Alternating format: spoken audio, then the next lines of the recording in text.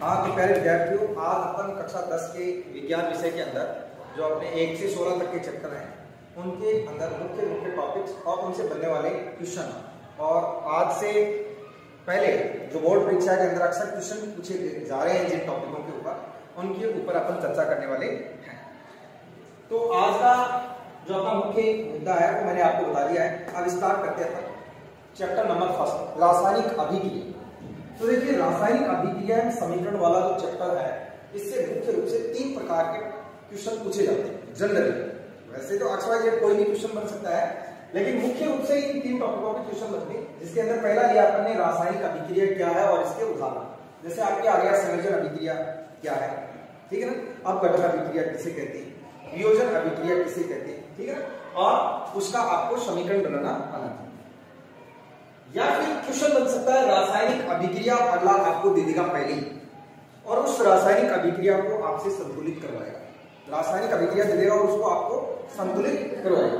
और तीसरा क्वेश्चन बनता है यहाँ पर 2 छोटी छोटी परिभाषाएं इस चैप्टर के अंत के अंदर। एक तो है विकृत गंधिता, क्या विकृत गंधिता, और एक है इसके अंदर संक्षारण, क्या संक्षारण, ठीक है। तो अपन 1 बाय 1 टॉपिक को समझते चलते हैं। देखो, सबसे पहले अपन देखते हैं विकृत गंधिता का क्या पता है। तो देखिए, जितने भी खाने पीने की चीजें हैं, अगर ये लंबे समय तक पड़ी रहती हैं, तो ये क्या हो जाती है, खराब हो जाती है और इनसे बदबू आने लगती है। मतलब खाने पीने चीजों के लंबे समय तक पड़े रहने से वो खराब हो जाती है, बदबू आने लगती है।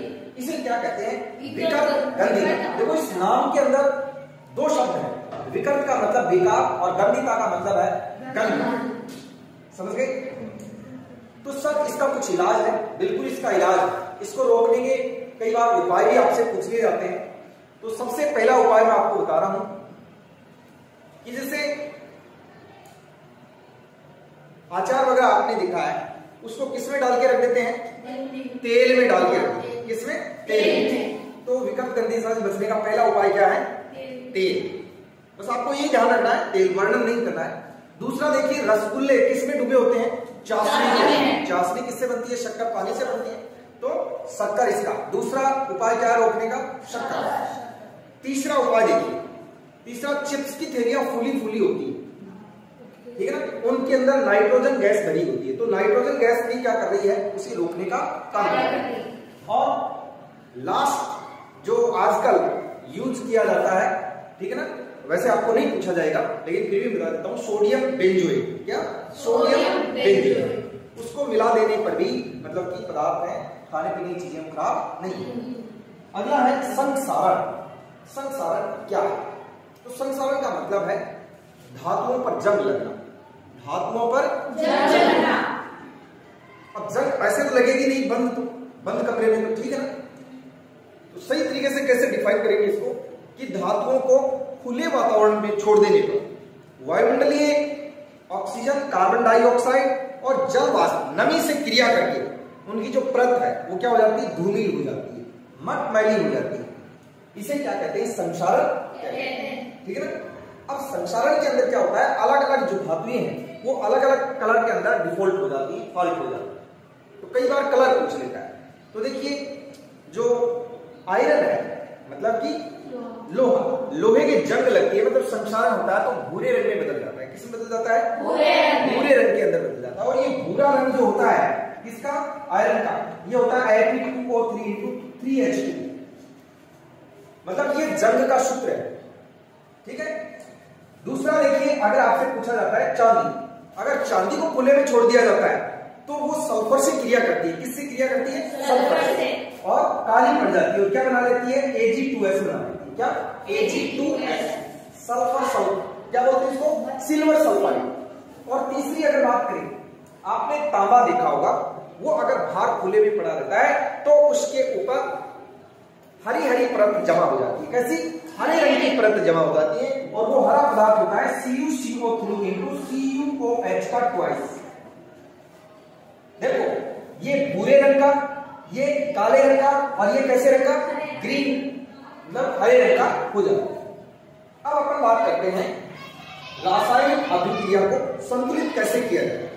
तो देखिए मैं एक बार फिर रिपीट कर देता हूं, वैसे तो आपको ये आता है।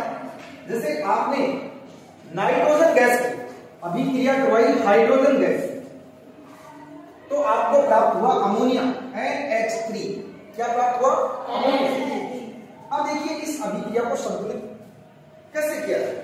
तो आप ध्यान रखना, संतुलित करने के लिए किसी भी अणु के जो नीचे आणविक मान लिखा होता है उसके अंदर आपको परिवर्तन नहीं करना, ठीक है ना।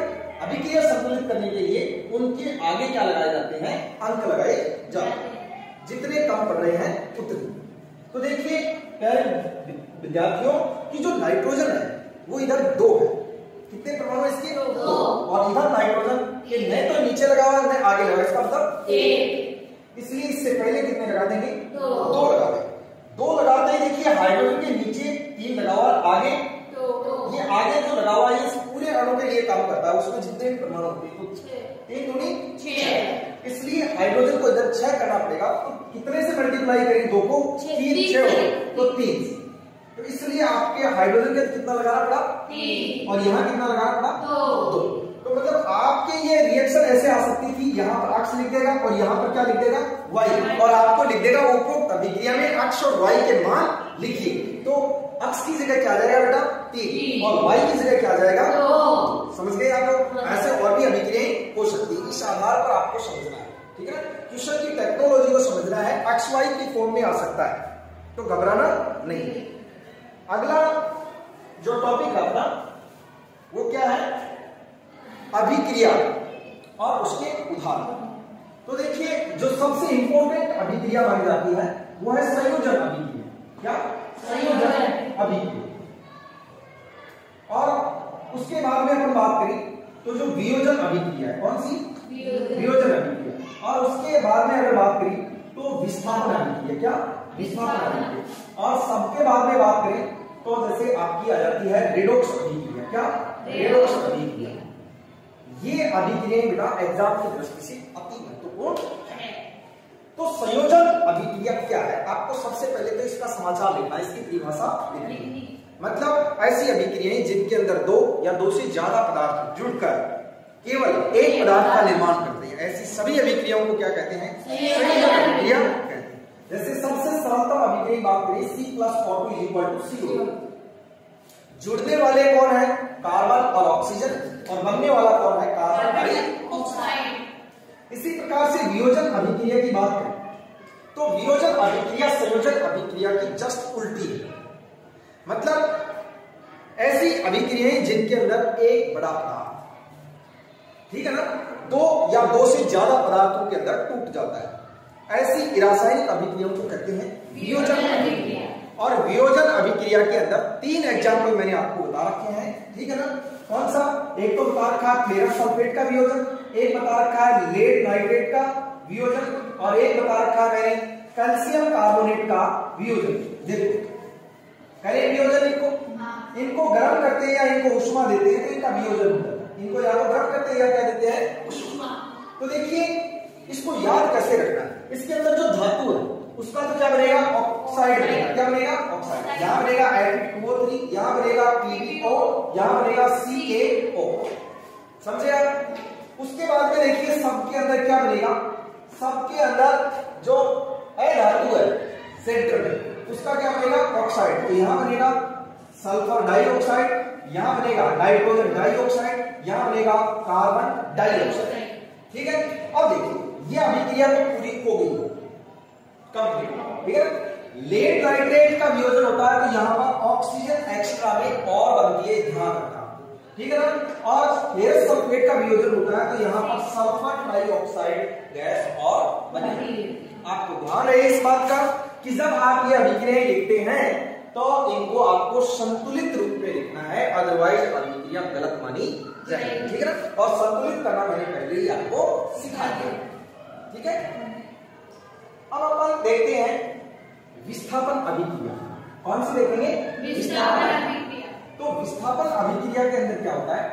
कोई भी एक आपको यौगिक ले लीजिए, जैसे मैंने यौगिक ले लिया यहाँ पर कॉपर सल्फेट। क्या ले लिया? Copper sulphate. और इसकी किसी धातु से रिएक्शन करवा दीजिए, किससे? धातु से अभिक्रिया करवा दीजिए। तो ये धातु इस यौगिक के अंदर जो धातु है उसको क्या कर देगी? हटा देगी और खुद वहां पर जुड़ जाएगी, ZnSO4 बन जाएगा और प्लस में Cu क्या हो जाएगा? अलग। तो परिभाषा क्या हो जाएगी विस्थापन अभिक्रिया की? कि किसी यौगिक की क्रिया किसी धातु से करवाने पर एक आयन के विनिमय होने से, एक आयन के विनिमय, कौन सा आयन विनिमय हुआ? जिंक। किसके साथ? कॉपर के साथ। तो एक नया यौगिक प्राप्त हो जाता है, एक नया यौगिक प्राप्त हो जाता है। इसे क्या कहते हैं? विस्थापन अभिक्रिया कहते हैं। इसी अभिक्रिया को अपन द्विविस्थापन में बदलना चाहे तो यहाँ पर एक यौगिक लिया था, यहाँ पर कितने यौगिक ले लेंगे? 2 यौगिक ले लेंगे। जैसे जिंक सल्फेट ले लेते, ये जिंक नाइट्रेट ले लेते, ठीक है ना? तो जिंक नाइट्रेट से तो जिंक सल्फेट बन जाता और कॉपर सल्फेट से कॉपर नाइट्रेट बन जाता, ठीक है ना? तो ये क्या हो जाती है? आपकी द्विविस्थापन अभिक्रिया हो जाती है। अब आता है आपका रेडॉक्स अभिक्रिया। ये जो रेडॉक्स अभिक्रिया है ये दूसरे नाम से भी आ सकता है। रेडॉक्स नाम है, ये इंग्लिश नेम है अभिक्रिया का। कैसा नेम है यहाँ पर? English name. ये 2 नामों से मिलकर बना है, reduction plus oxidation, reduction plus oxidation, ठीक है ना? तो अपचय और उपचय दोनों काम साथ साथ होते हैं। उन सभी अभिक्रियाओं को क्या कहते हैं? रेडॉक्स अभिक्रिया। और इसका जो उदाहरण है वो आपको विस्थापन अभिक्रिया का उदाहरण है, वही लिखना, ये ध्यान रखना। विस्थापन अभिक्रिया है वही उदाहरण किसके अंदर लिखना है? रेडॉक्स अभिक्रिया के अंदर लिखना है, ठीक है? ये कुछ इंपॉर्टेंट रिएक्शंस अपन ने देखी, और भी बाकी रिएक्शन है इसके अंदर, ऊष्माशोषी है, ऊष्माक्षेपी है, तो ये आप ध्यान दो। अब देखिए पहले देखियो, एक जो केमिकल रिएक्शन मैं आपको शुरू से बताता आया हूं, ठीक है, वो मैं आपको रिपीट कर देता हूं वापस, ठीक है ना? कौन सी अभिक्रिया? कि एक अभिक्रिया जो किसके अंदर होती है? पादपों के अंदर होती है। किसमें? पादपों के। और एक अभिक्रिया जो सभी जीवों में होती है, जो पादपों में भी होती है और अपने अंदर भी होती है, सभी जीव लेती है, ठीक है ना? ये तो कब होती है? पाचन के दौरान होती है, पाचन के दौरान। और ये कब होती है? जब पादप भोजन तैयार करता है तब होती है। इस अभिक्रिया को होती है प्रकाश संश्लेषण अभिक्रिया। क्या? प्रकाश संश्लेषण अभिक्रिया, प्रकाश संश्लेषण अभिक्रिया। और एक देख रहे हैं भोजन के पाचन के समय जो अभिक्रिया होती है, जिसको अपन ऑक्सीकरण अभिक्रिया भी कह सकते हैं। क्या? क्योंकि भोजन का क्या होता है? ऑक्सीकरण होता है। क्या होता है? ऑक्सीकरण। देखिए प्रकाश संश्लेषण के अंदर क्या होता है कि पादप पत्तियों के द्वारा कार्बन डाइऑक्साइड को अवशोषित करते हैं, जड़ों के द्वारा जल को अवशोषित करते हैं, तथा प्रकाश की उपस्थिति, क्या? प्रकाश की उपस्थिति। तो मैं यहाँ पर लाइट लिख देता हूँ और साथ में ये काम किस पर होता है? क्लोरोफिल की वजह से होता है। किसकी वजह से? क्लोरोफिल की वजह से होता है। जो क्लोरोफिल है ना, पादप की पत्ती का जो हरा रंग है उसके अंदर क्लोरोफिल पाया जाता है और ये सारा काम क्लोरोफिल का है। सारा का सारा काम किसका है? क्लोरोफिल का। क्लोरोफिल है ये मैग्नीशियम तत्व का बना होता है। किसका बना होता है? ये भी ध्यान रखना, किसका बना होता है? मैग्नीशियम। आपको इसलिए साथ ही में बता देता हूं, जो हमारा जो रुधिर है, जो मानव रुधिर है, वो जो कौन सा तत्व रखता है? आयरन रखता है। कौन सा रखता है? आयरन। मानव रुधिर के अंदर कौन सा तत्व पाया जाता है? आयरन पाया जाता है। और क्लोरोफिल में क्या पाया जाता है? मैग्नीशियम पाया जाता है। क्लोरोफिल में क्या पाया जाता है? मैग्नीशियम। चलो अब मैं आगे बढ़ता हूं, तो यहां क्या बन जाएगा? C6H12 और 6 बन जाएगा। क्या बन जाएगा? C6H12 और 6, इसको बोलते हैं ग्लूकोज। क्या बोलते हैं? ग्लूकोज। और प्लस में यहाँ पर क्या निकलेगी? ऑक्सीजन निकलेगी। क्या निकलेगी? ऑक्सीजन। मैं आपको एक बात की और भी जानकारी दे देता हूं यहाँ पर, कि ये जो ऑक्सीजन तो यहां से निकली है पत्ती से, और कार्बन डाइऑक्साइड अवशोषित हुई है। ये पत्ती के अंदर पतले पतले छेद होते हैं। पत्ती के अंदर क्या होते हैं? पतले पतले छेद होते हैं, उनको रंध्र कहते हैं। क्या कहते हैं? रंध्र। ये रंध्रों के द्वारा काम पूरा होता है। किनके द्वारा होता है? रंध्रों के। अब देख लेते हैं अपन भोजन के पाचन के समय जो ऑक्सीकरण होता है कोशिका में उसका, ठीक है ना, उसके अंदर कौन सी अभिक्रिया होती है? तो यहाँ पर देखिए ग्लूकोज का ऑक्सीकरण होता है, C6H12O6 प्लस ऑक्सीजन है, ये क्रिया करके किसको बदल जाते हैं? CO2 प्लस जल के अंदर, और प्लस में ऊर्जा, ध्यान रखना इस बात का, प्लस में ऊर्जा लेकर आती है। ये ऊर्जा किस रूप में बॉडी के अंदर संग्रहित होती है? ATP के रूप में संग्रहित होती है। ये छोटे छोटे क्वेश्चन बनते हैं आपके, ध्यान रखना इन बातों का, ठीक है ना? छोटे छोटे क्वेश्चन बन जाते हैं। आगे बढ़ जाए। तो इस प्रकार से पहला चैप्टर हमने कंप्लीट किया, पहला चैप्टर हमने कंप्लीट किया। अब देखिए दूसरा चैप्टर देखिए, चैप्टर नंबर 2। चैप्टर नंबर 2 कौन सा है? अम्ल, क्षार और लवण। अम्ल, क्षार और लवण। इस चैप्टर के अंदर अगर बात करें तो सबसे पहला टॉपिक बनता है अम्ल क्षार, अम्ल क्षार की अवधारणा। क्या? अम्ल क्षार की अवधारणा, ठीक है ना? दूसरा क्वेश्चन बनता है अम्ल क्षार के, अम्ल और क्षार के गुण, अम्ल और क्षार के गुण। और तीसरा यहां पर बनता है पीएच के ऊपर क्वेश्चन बनता है। किस पर क्वेश्चन बनता है? पीएच के ऊपर क्वेश्चन बनता है, ठीक है ना? और चौथा जो फाइनल क्वेश्चन बन सकता है वो बन सकता है कुछ महत्वपूर्ण आपको लवण दे रखे हैं, कुछ महत्वपूर्ण आपको क्या दे रखे हैं? लवण दे रखे हैं, ठीक है ना? हम एक एक करके समझते हैं, ध्यान देना। सबसे पहले देखेंगे अम्ल क्षार की अवधारणा। अवधारणा का मतलब है ये विचार किसने दिया? तो सबसे पहले विचार किसने दिया था? आर्यनियस ने दिया। अम्ल क्षार की अवधारणा सबसे पहले किसके द्वारा दी गई थी? आर्यनियस नाम का कोई बंदा था, वैज्ञानिक था, उसके द्वारा यह अवधारणा दी गई। और उन्होंने ये बताया था कि अम्ल ऐसे पदार्थ होते हैं, अम्ल ऐसे पदार्थ होते हैं जो क्या देते हैं? H प्लस आयन देते हैं। क्या देते हैं? H प्लस आयन देते हैं। कौन सा आयन देने वाले पदार्थों को इसने अम्ल कहा? H प्लस आयन देने वाले पदार्थ। और क्षार किनको कहा? जो पदार्थ OH माइनस आयन देने की क्षमता रखता है, हाइड्रोक्साइड आयन देने की क्षमता रखता है, उन पदार्थों को क्या कहते हैं? क्षार। क्या कहते हैं? क्षार। तो ये आपसे पूछा जा सकता है, आप ध्यान रखना इसका, ठीक है? अगला देखेंगे अम्ल और क्षार के गुण। तो सबसे पहले अगर अपन बात करें, ठीक है ना, तो अम्ल स्वाद के अंदर क्या होते हैं? खट्टे, ठीक है ना? और क्षार स्वाद के अंदर क्या होते हैं?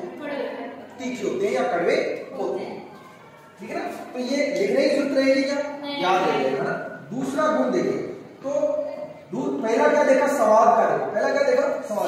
दूसरा देखते हैं लिटमस पत्र के प्रति व्यवहार। लिटमस पत्र, देखो लिटमस पत्र दो प्रकार के होते हैं, एक तो होता है लाल लिटमस और एक होता है नीला लिटमस। तो अम्ल है ये नीले लिटमस को लाल कर देता है, और क्षार है ये लाल लिटमस पत्र को नीला कर देता है, ठीक है ना? कई बार छोटा क्वेश्चन बन जाता है कि जैसे नींबू है वो लिटमस पत्र के प्रति कैसा व्यवहार दर्शाएगा? तो नींबू खट्टा होता है, ठीक है ना? और खट्टा है तो अम्ल है, तो वो नीले लिटमस पत्र को क्या कर देगा?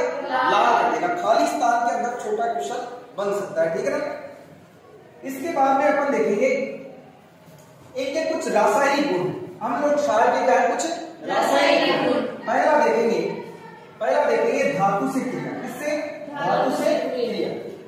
ये इंपॉर्टेंट है, ठीक है ना? ये इंपॉर्टेंट है कि अम्ल और क्षार धातु से किस प्रकार क्रिया करते हैं, तो करवा दो, ठीक है ना? जैसे ये मैंने लिया जिंक और इसके ऊपर अम्ल डाला, कोई सा भी अम्ल डालोगे, अगर धातु पर कोई भी अम्ल आप डालोगे तो यहाँ पर एक गैस निकलेगी पटपट की साउंड के साथ। किस साउंड के साथ? पटपट की साउंड के साथ। और उस गैस का नाम होता है बेटा हाइड्रोजन। और प्लस में क्या बनेगा? लवण बनेगा। प्लस में क्या बनेगा? लवण। इस प्रकार से ये क्रिया करते हैं। यहां पर धातु कोई दूसरी भी हो सकती है, ठीक है? धातु कोई दूसरी भी हो सकती है। ध्यान दीजिए, अगर यही रिएक्शन आपको किससे करवानी होती? सोडियम हाइड्रोक्साइड से करवानी होती, मतलब क्षार से करवाते धातु की क्रिया, ठीक है? ये क्वेश्चन मैंने आपको पहले ही बताया था, ये अभी नीट का जो एग्जाम हुआ था उसके अंदर भी ये क्वेश्चन आया कि जिंक की क्रिया आप किससे कराओगे? सोडियम हाइड्रोक्साइड क्षार से कराओगे, तो बनने वाला मुख्य उत्पाद क्या होगा? तो हाइड्रोजन गैस तो बनेगी इसमें भी, लेकिन यहाँ पर जो ये लवण बनेगा ये क्या बनेगा? सोडियम जिंकेट बनेगा। क्या बनेगा? Sodium zincate. इसका फॉर्मूला होता है Na2ZnO, Na2ZnO2। क्या? Na2ZnO2। इसका मैंने तरीका बताया था आपको, ठीक है ना? क्योंकि ऑक्सीजन पर -2 चार्ज होता है, ऑक्सीजन पर -2 चार्ज, तो ऑक्सीजन कितनी ले रखी है हमने? 2, तो टोटल चार्ज कितना हो गया? -6। और सोडियम पर चार्ज होता है +1, ले कितने रखे हैं? 2, तो टोटल चार्ज कितना हो गया +2। जिस पर चार्ज होता है +2, तो +2 टोटल चार्ज कितना हो गया 4। ये कभी भूल जाओ कि 2 किसके लगाना है, 4 किसके लगाना है, 1 किसके लगाना है, तो इसका मैंने इलाज कर दिया है, ठीक है ना। चार्ज को आपको संतुलित करना है, चार्ज को क्या करना है, संतुलित करना है।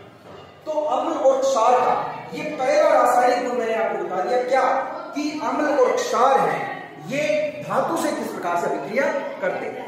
दूसरा देखिए, दूसरा भी बहुत पावरफुल, ठीक है ना, पावरफुल एग्जांपल है, गुण है इसका। दूसरा रासायनिक गुणों की बात करें कि अगर हम किसी धातु कार्बोनेट पर, क्या है, कोई धातु कार्बोनेट जैसे NO2CO3 है और इसके ऊपर कोई अम्ल डालते, कोई भी अम्ल डालते जैसे HCl डालते, तो कौन सी गैस निकलेगी, मैंने बता रखा है, जल के साथ में CO2 निकलेगी। किसके साथ में, जल के साथ। तो क्या होगा, CO2 + H2O, और प्लस में यहाँ पर लवण बन जाएगा क्या, NaCl। समझ में आई क्या बात, बोलिए समझ में आई क्या। कि आपसे क्वेश्चन पूछा जा सकता है कि आप सोडियम कार्बोनेट पर क्या डालते हैं, बूंद बूंद करके अम्ल डालते हैं, तो तीव्र गुदगुदाहट के साथ में गैस निकलती है, उस गैस का नाम लिखिए या फिर कंप्लीट अभिक्रिया ही लिखिए। तो ये अभिक्रिया लिखिए, बहुत प्यारी अभिक्रिया है, ठीक है।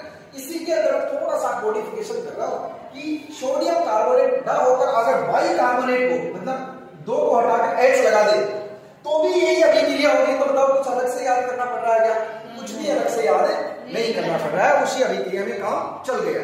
एक बहुत सुंदर क्वेश्चन बनता है, यहाँ पर ध्यान देना सभी बच्चे, कि जो अंडे का कवच होता है, अंडे का जो छिलका होता है व्हाइट रंग का, उसका सूत्र क्या होता है, कैल्शियम कार्बोनेट होता है, क्या होता है, CaCO3। तो वहां भी यही अभिक्रिया होगी, वहां भी मतलब कार्बोनेट कोई भी हो, कार्बोनेट कोई भी हो, ये क्वेश्चन भी बोर्ड इसके अंदर आपके टीचर एग्जाम के अंदर पूछा जाएगा, ठीक है ना। तो यहाँ पर लवण आपका क्या बन जाएगा, CaCl2 बन जाएगा, क्या बन जाएगा, CaCl2 बन जाएगा, ठीक है ना। क्योंकि अब धातु बदल गई ना, धातु क्या है, कैल्शियम, धातु क्या है, कैल्शियम। तो ये दूसरा गुण बताया। अब मैं बता रहा हूं आपको तीसरा और इम्पोर्टेंट, ठीक है ना, क्या कि अम्ल और क्षार को ही आपस में क्रिया करा दो, क्या, अम्ल और क्षार को आपस में क्रिया करा दो, इसे बोलते हैं उदासीनीकरण अभिक्रिया, उदासीनीकरण अभिक्रिया बोलते हैं। अम्ल और क्षार को आपस में मिला दोगे तो क्या बन जाएगा, जल प्लस लवण बन जाएगा, क्या बन जाएगा, जल प्लस लवण बन जाएगा। जल और लवण का निर्माण हो जाता है, ठीक है ना, इसे क्या कहते हैं, उदासीनीकरण अभिक्रिया कहते हैं, ठीक है ना। कैसे, जैसे मैंने लिया अम्ल HCl और क्षार लिया NaOH, ठीक है, तो क्या बना दूंगा, जल प्लस लवण बना दूंगा NaCl, ठीक है ना। तो आपको ध्यान रखना है, इस तरीके से क्वेश्चन बन सकता है।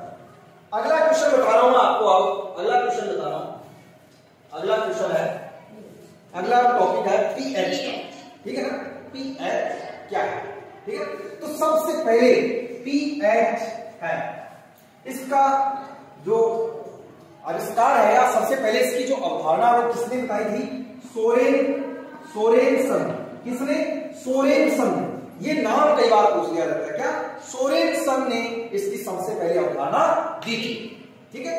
अब अपन बात करेंगे pH मापी क्या है, pH मापी या स्केल क्या है।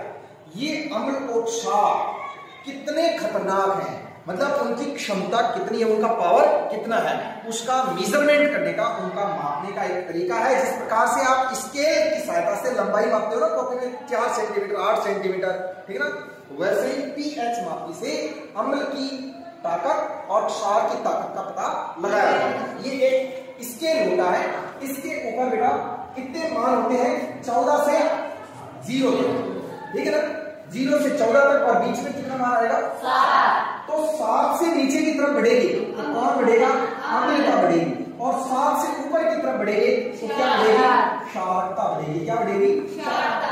यहाँ पर अलग अलग स्टाइल से क्वेश्चन पूछे जाते हैं, जैसे आपको ABC 3 पदार्थ दे दिए और उनकी pH वैल्यू आपको दे दी, एक की 5 है, एक की 8 है, एक की 11 है, और फिर आपसे पूछ लिया इनमें अम्ल कौन है, क्षार कौन है, प्रबल अम्ल कौन है, दुर्बल अम्ल कौन है।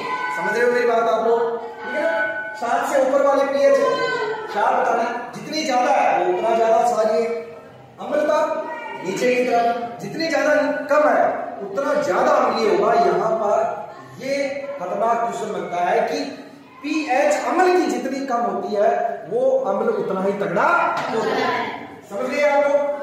इसके साथ ही यहां से दो छोटे छोटे क्वेश्चन और बन जाते हैं पीएच मापी से। कैसे कि आपको बुक के अंदर जैसे रक्त की पीएच दे रखी है, नींबू के रस की पीएच दे रखी है, और एक जठर रस है। जठर रस मैं आपको बता दूं, जो हाइड्रोक्लोरिक अम्ल है, ये आपकी बॉडी के अंदर जो आमाशय है उसके जठर पार्ट से निकलता है। इस कारण से इसको क्या कहते हैं? जठर रस भी कहते हैं। तो इसकी पीएच और एक इसकी रक्त की पीएच और एक इसकी नींबू के रस की पीएच, ठीक है ना? इनकी पीएच वैल्यू आप याद कर लेना, ठीक है ना? रक्त की कितनी होती है? 7.4। HCl की कितनी होती है? 1.2। और नींबू के रस की कितनी होती है? 2.2। तो ये ध्यान रखना, ये ध्यान रखना। समझ में आ गई क्या बात जी? ओके, आगे बढ़ जाए। अब इसके कुछ उपयोग है, पीएच मापी है, इसके कुछ उपयोग नहीं, इसके अनुप्रयोग। अनुप्रयोग जैसे दंत क्षरण। दंत क्षरण कि अगर हम खाना खाने के बाद मुंह नहीं धोते हैं तो हमारे मुंह के अंदर क्या बनता है? क्या बनता है? अम्ल बनता है। क्या बनता है? अम्ल। भोजन के टुकड़ों को पचाने के लिए, तो भोजन के टुकड़ों के साथ साथ अपने दांतों को क्या कर देता है? वो गला देता है। इसे बोलते हैं दंत क्षरण। क्या बोलते हैं? दंत क्षरण। और दूसरा टॉपिक है यहाँ पर पेट की एसिडिटी। क्या? पेट की एसिडिटी।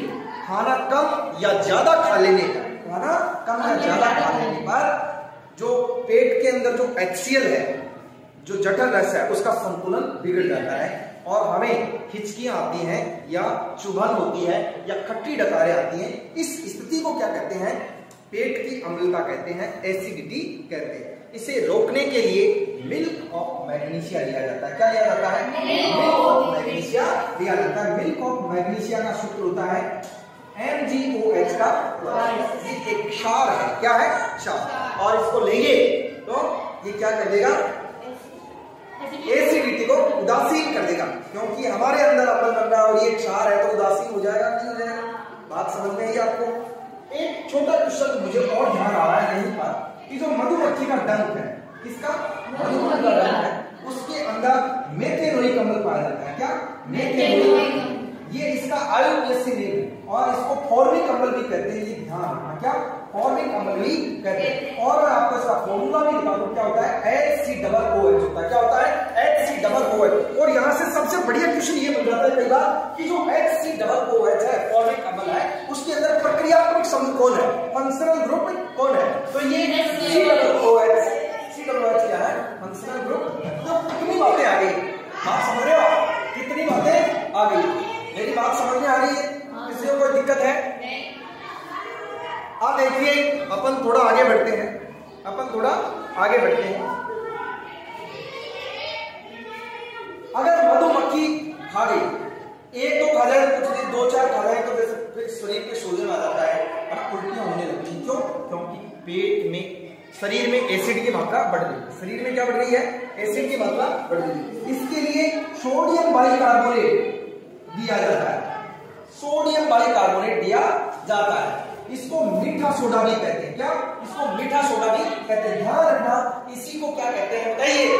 इसी को बेकिंग सोडा भी कहते हैं। क्या कहते हैं? बेकिंग सोडा भी कहते हैं। क्या कहते हैं? Baking soda. और ये पेट की जो मक्खी के खाने पर जो चुभन हो रही थी उसको ये क्या कर देता है? कम कर देता है। आपको ध्यान रखना चाहिए, ये भोज्य सामग्री के अंदर भी मिलाया जाता है ताकि वो फूल जाए, बॉडी क्या हो जाए? सॉफ्ट हो जाए खाने के लिए, मतलब कि। और एक बात और बनती है यहाँ पर, ये जो सोडियम बाइकार्बोनेट है, ठीक है ना, इसको ये जो इनो नाम सुना है ना आपने, इनो के अंदर भी यही होता है। इनो के अंदर भी यही होता है। अगला अपन टॉपिक देखेंगे लवण। तो आपके देखिए 4-5 लवण दे रखे। पहला दे रखा क्या? इधर देखिए, साधारण लवण। दूसरा क्या दे रखा है? Na2CO3 into 10H2। एक क्या दे रखा है आपकी? NaHCO3। क्या? NaHCO3। एक क्या दे रखा है? CaOCl2। एक दे रखा है CaSO4 into ½ H2। ठीक है ना? तो इनके अंदर देखिए, ये काफी इंपॉर्टेंट है।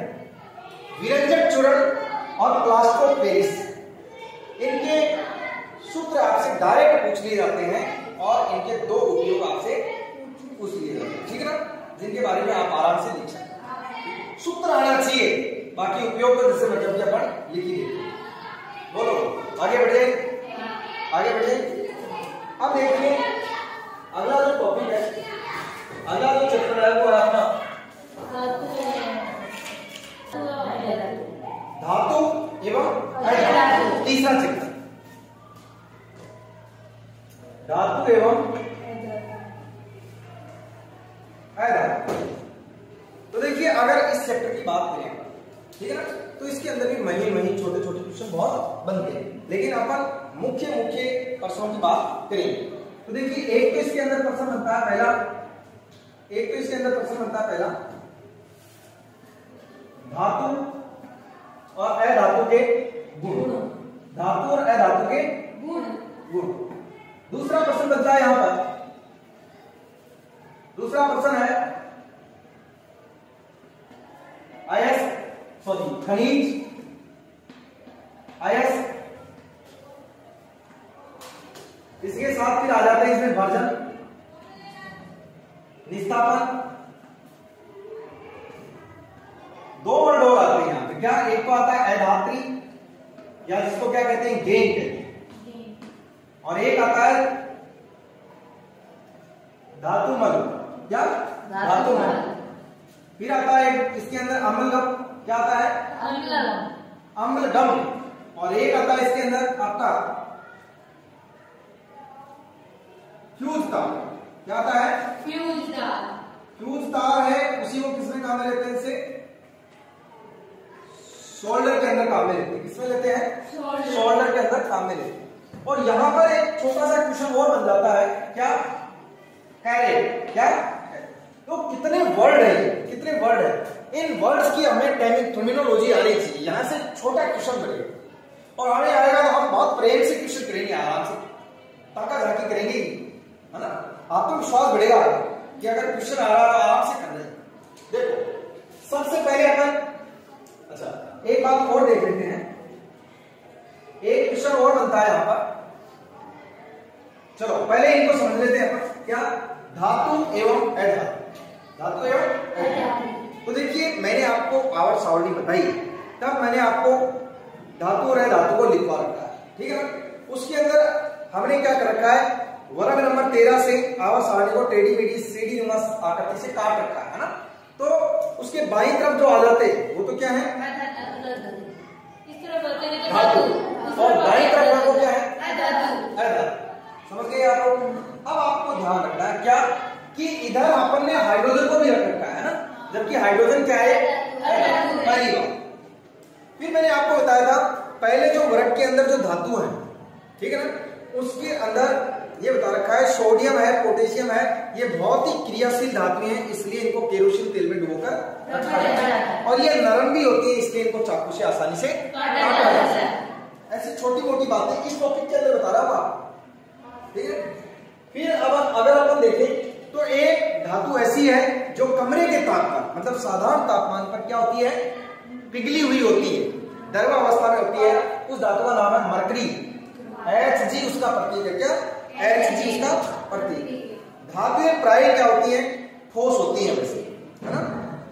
उसी के साथ धातुओं के अंदर एक चमक होती है, मतलब हम दूर से देख के बता देते हैं चमक, ठीक है ना। एक गुण क्या होता है धातु के अंदर, जब धातु को बार बार पीटा जाता है ना तो वो फैलने लगती है, चद्दर की फॉर्म ले लेती है, ठीक है ना।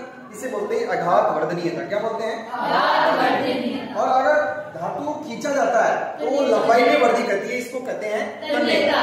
सबसे ज्यादा तन्य धातु कौन है, सोना। सबसे ज्यादा तन्य धातु कौन है, सोना, ठीक है ना। ऐसा माना जाता है 1 ग्राम सोना है, ये 2 मील तक की लंबाई में क्या किया जा सकता है, खींचा जा सकता है।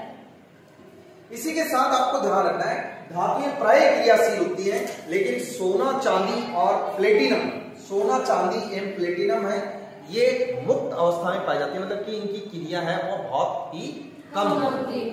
अगर ये क्रिया करती भी हैं तो किससे करती हैं, एक्वारेजिया से करती है। किससे करती हैं, एक्वारेजिया से। और एक्वारेजिया क्या होता है, HCl तथा HNO3 का मिश्रण होता है। HCl तथा HNO3 का मिश्रण होता है। किसमें? 3:1। 3 अनुपात तो किसके? HCl। 3 अनुपात तो किसके हैं? और HNO3 का कितना अनुपात है? ये कई बार उलट पुलट हो जाता है, ध्यान दे लेना, ठीक है ना? समझ में आ गई? अगला देखिए और क्या, अब अपन बात कर लेते हैं किसकी? अधातु। अधातु ये गैस होती है जनरली, ठीक है ना? लेकिन आयोडीन क्या है? ठोस है। आयोडीन एक अधातु है, क्या होनी चाहिए थी? गैस, लेकिन वो क्या है? ठोस है। समझ में आई पहली बात?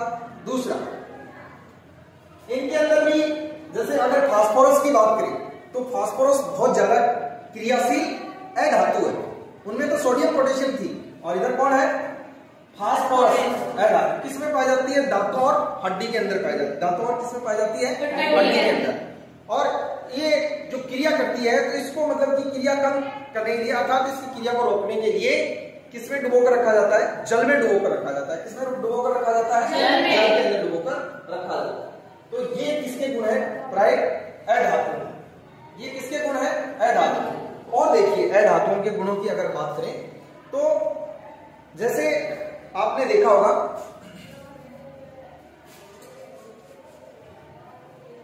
जैसे अधातुओं के अंदर और जो गुण देखे अपन, फास्फोरस का गुण बता दिया, आयोडीन का गुण बता दिया मैंने। हाँ, एक यहां पर कार्बन के लिए विशेष बातें। किसके? कार्बन देखिए प्रकृति के अंदर एक से ज्यादा रूपों में पाया जाता है। एक से ज्यादा, उसको बोलते हैं कार्बन के अपर रूप। क्या बोलते हैं? कार्बन के अपर रूप। और कार्बन के 2 प्रकार के अपर रूप होते हैं, क्रिस्टलीय और अक्रिस्टलीय। हम क्रिस्टलीय की बात कर रहे हैं। क्रिस्टलीय के 3 उदाहरण हैं, हीरा, ग्रेफाइट और फुलरी। हीरा, ग्रेफाइट और फुलरी, ये क्या चीज है? कार्बन ही है।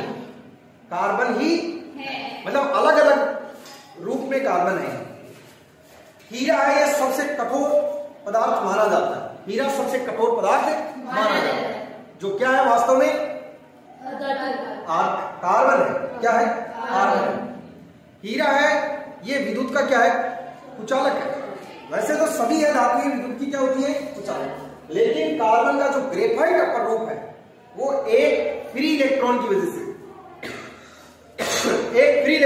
से क्या होता है? चालक होता है। क्या होता है? चालक।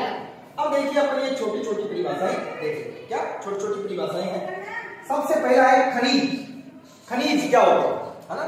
तो देखिए खान से खोदकर निकाले गए पदार्थों को क्या कहते हैं? खनिज। समझिए, उन खनिजों के अंदर वो खनिज जो अच्छे हैं क्वालिटी के अंदर, जिनसे धातु को आसानी से प्राप्त किया जा सकता है, उन खनिजों को क्या कह देते हैं? समझ में आ गई क्या बातचीत?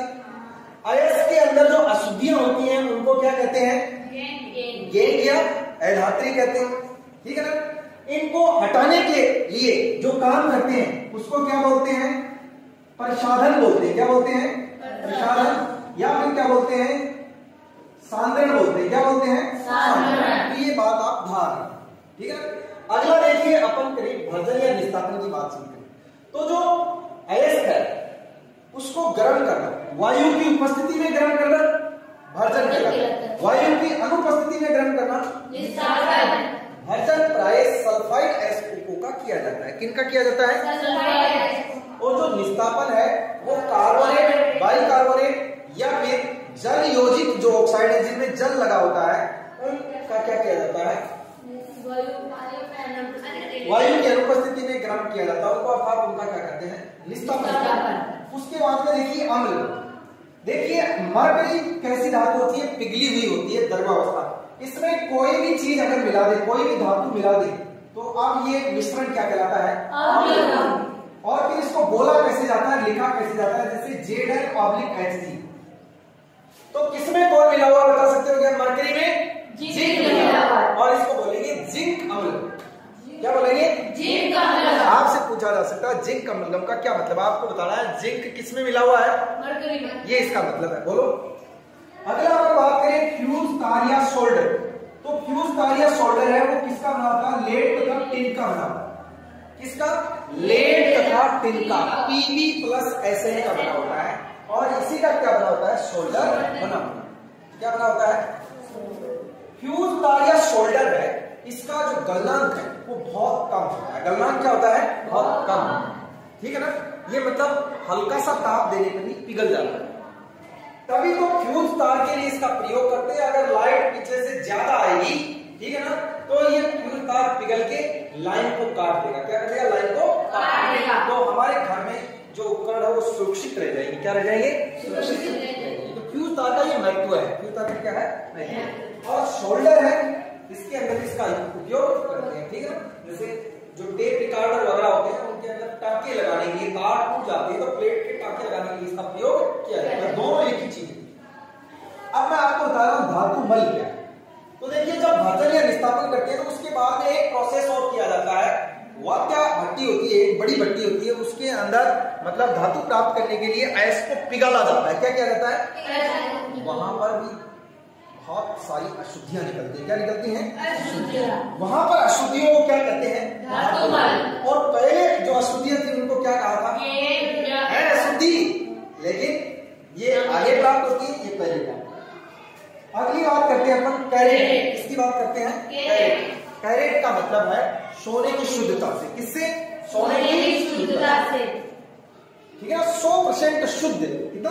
100% शुद्ध सोना है, उसको 24 कैरेट सोना बोला जाता है। क्या बोला जाता है? 24 कैरेट सोना बोला जाता है। क्या बोला जाता है? 24 कैरेट सोना बोला जाता है। आगे बढ़ जाए, आगे बढ़ते हैं अपन। अब यहाँ पर देखिए, एक छोटी सी बात हाँ मेरे दिमाग में से हट गई थी। क्या आती है? सक्रियता श्रेणी आती है। क्या आती है? सक्रियता श्रेणी। मतलब कि जो तत्व या धातु है, क्या तत्व या धातु है, वो क्रियाशीलता के व्यवस्थित क्रम में रखे गए, उनको क्रियाशीलता के व्यवस्थित क्रम में रखना क्या कहलाता है? सक्रियता श्रेणी कहलाता है। क्या कहलाता है? सक्रियता श्रेणी। सबसे ज्यादा क्रियाशील धातु आपको पता है क्या है? सोडियम है, पोटेशियम है। इनको ऊपर रखा गया है और बाद में इसे नीचे कौन आ जाएगी? आपका गोल्ड आ जाएगा, प्लेटिनम आ जाएगा और चांदी आ जाएगा, ठीक है ना। तो इसी के साथ तीसरा चैप्टर कंप्लीट। तीसरा चैप्टर भी आपका कंप्लीट। अब अपन देखेंगे कार्बन एवं उसके यौगिक। तो बहुत अच्छा चैप्टर है, बहुत ही। कार्बन एवं उसके यौगिक। कार्बन एवं उसके यौगिक। सबसे पहला यहाँ पे क्वेश्चन बनता है क्या? सबसे पहला यहाँ पे क्वेश्चन बनता है क्या? बोलिए। लुईस संरचना। लुईस संरचना। अगला क्वेश्चन बनता है यहाँ पर हाइड्रोकार्बन। क्या? हाइड्रोकार्बन एवं कार्बनिक यौगिक। क्या? कार्बनिक यौगिक।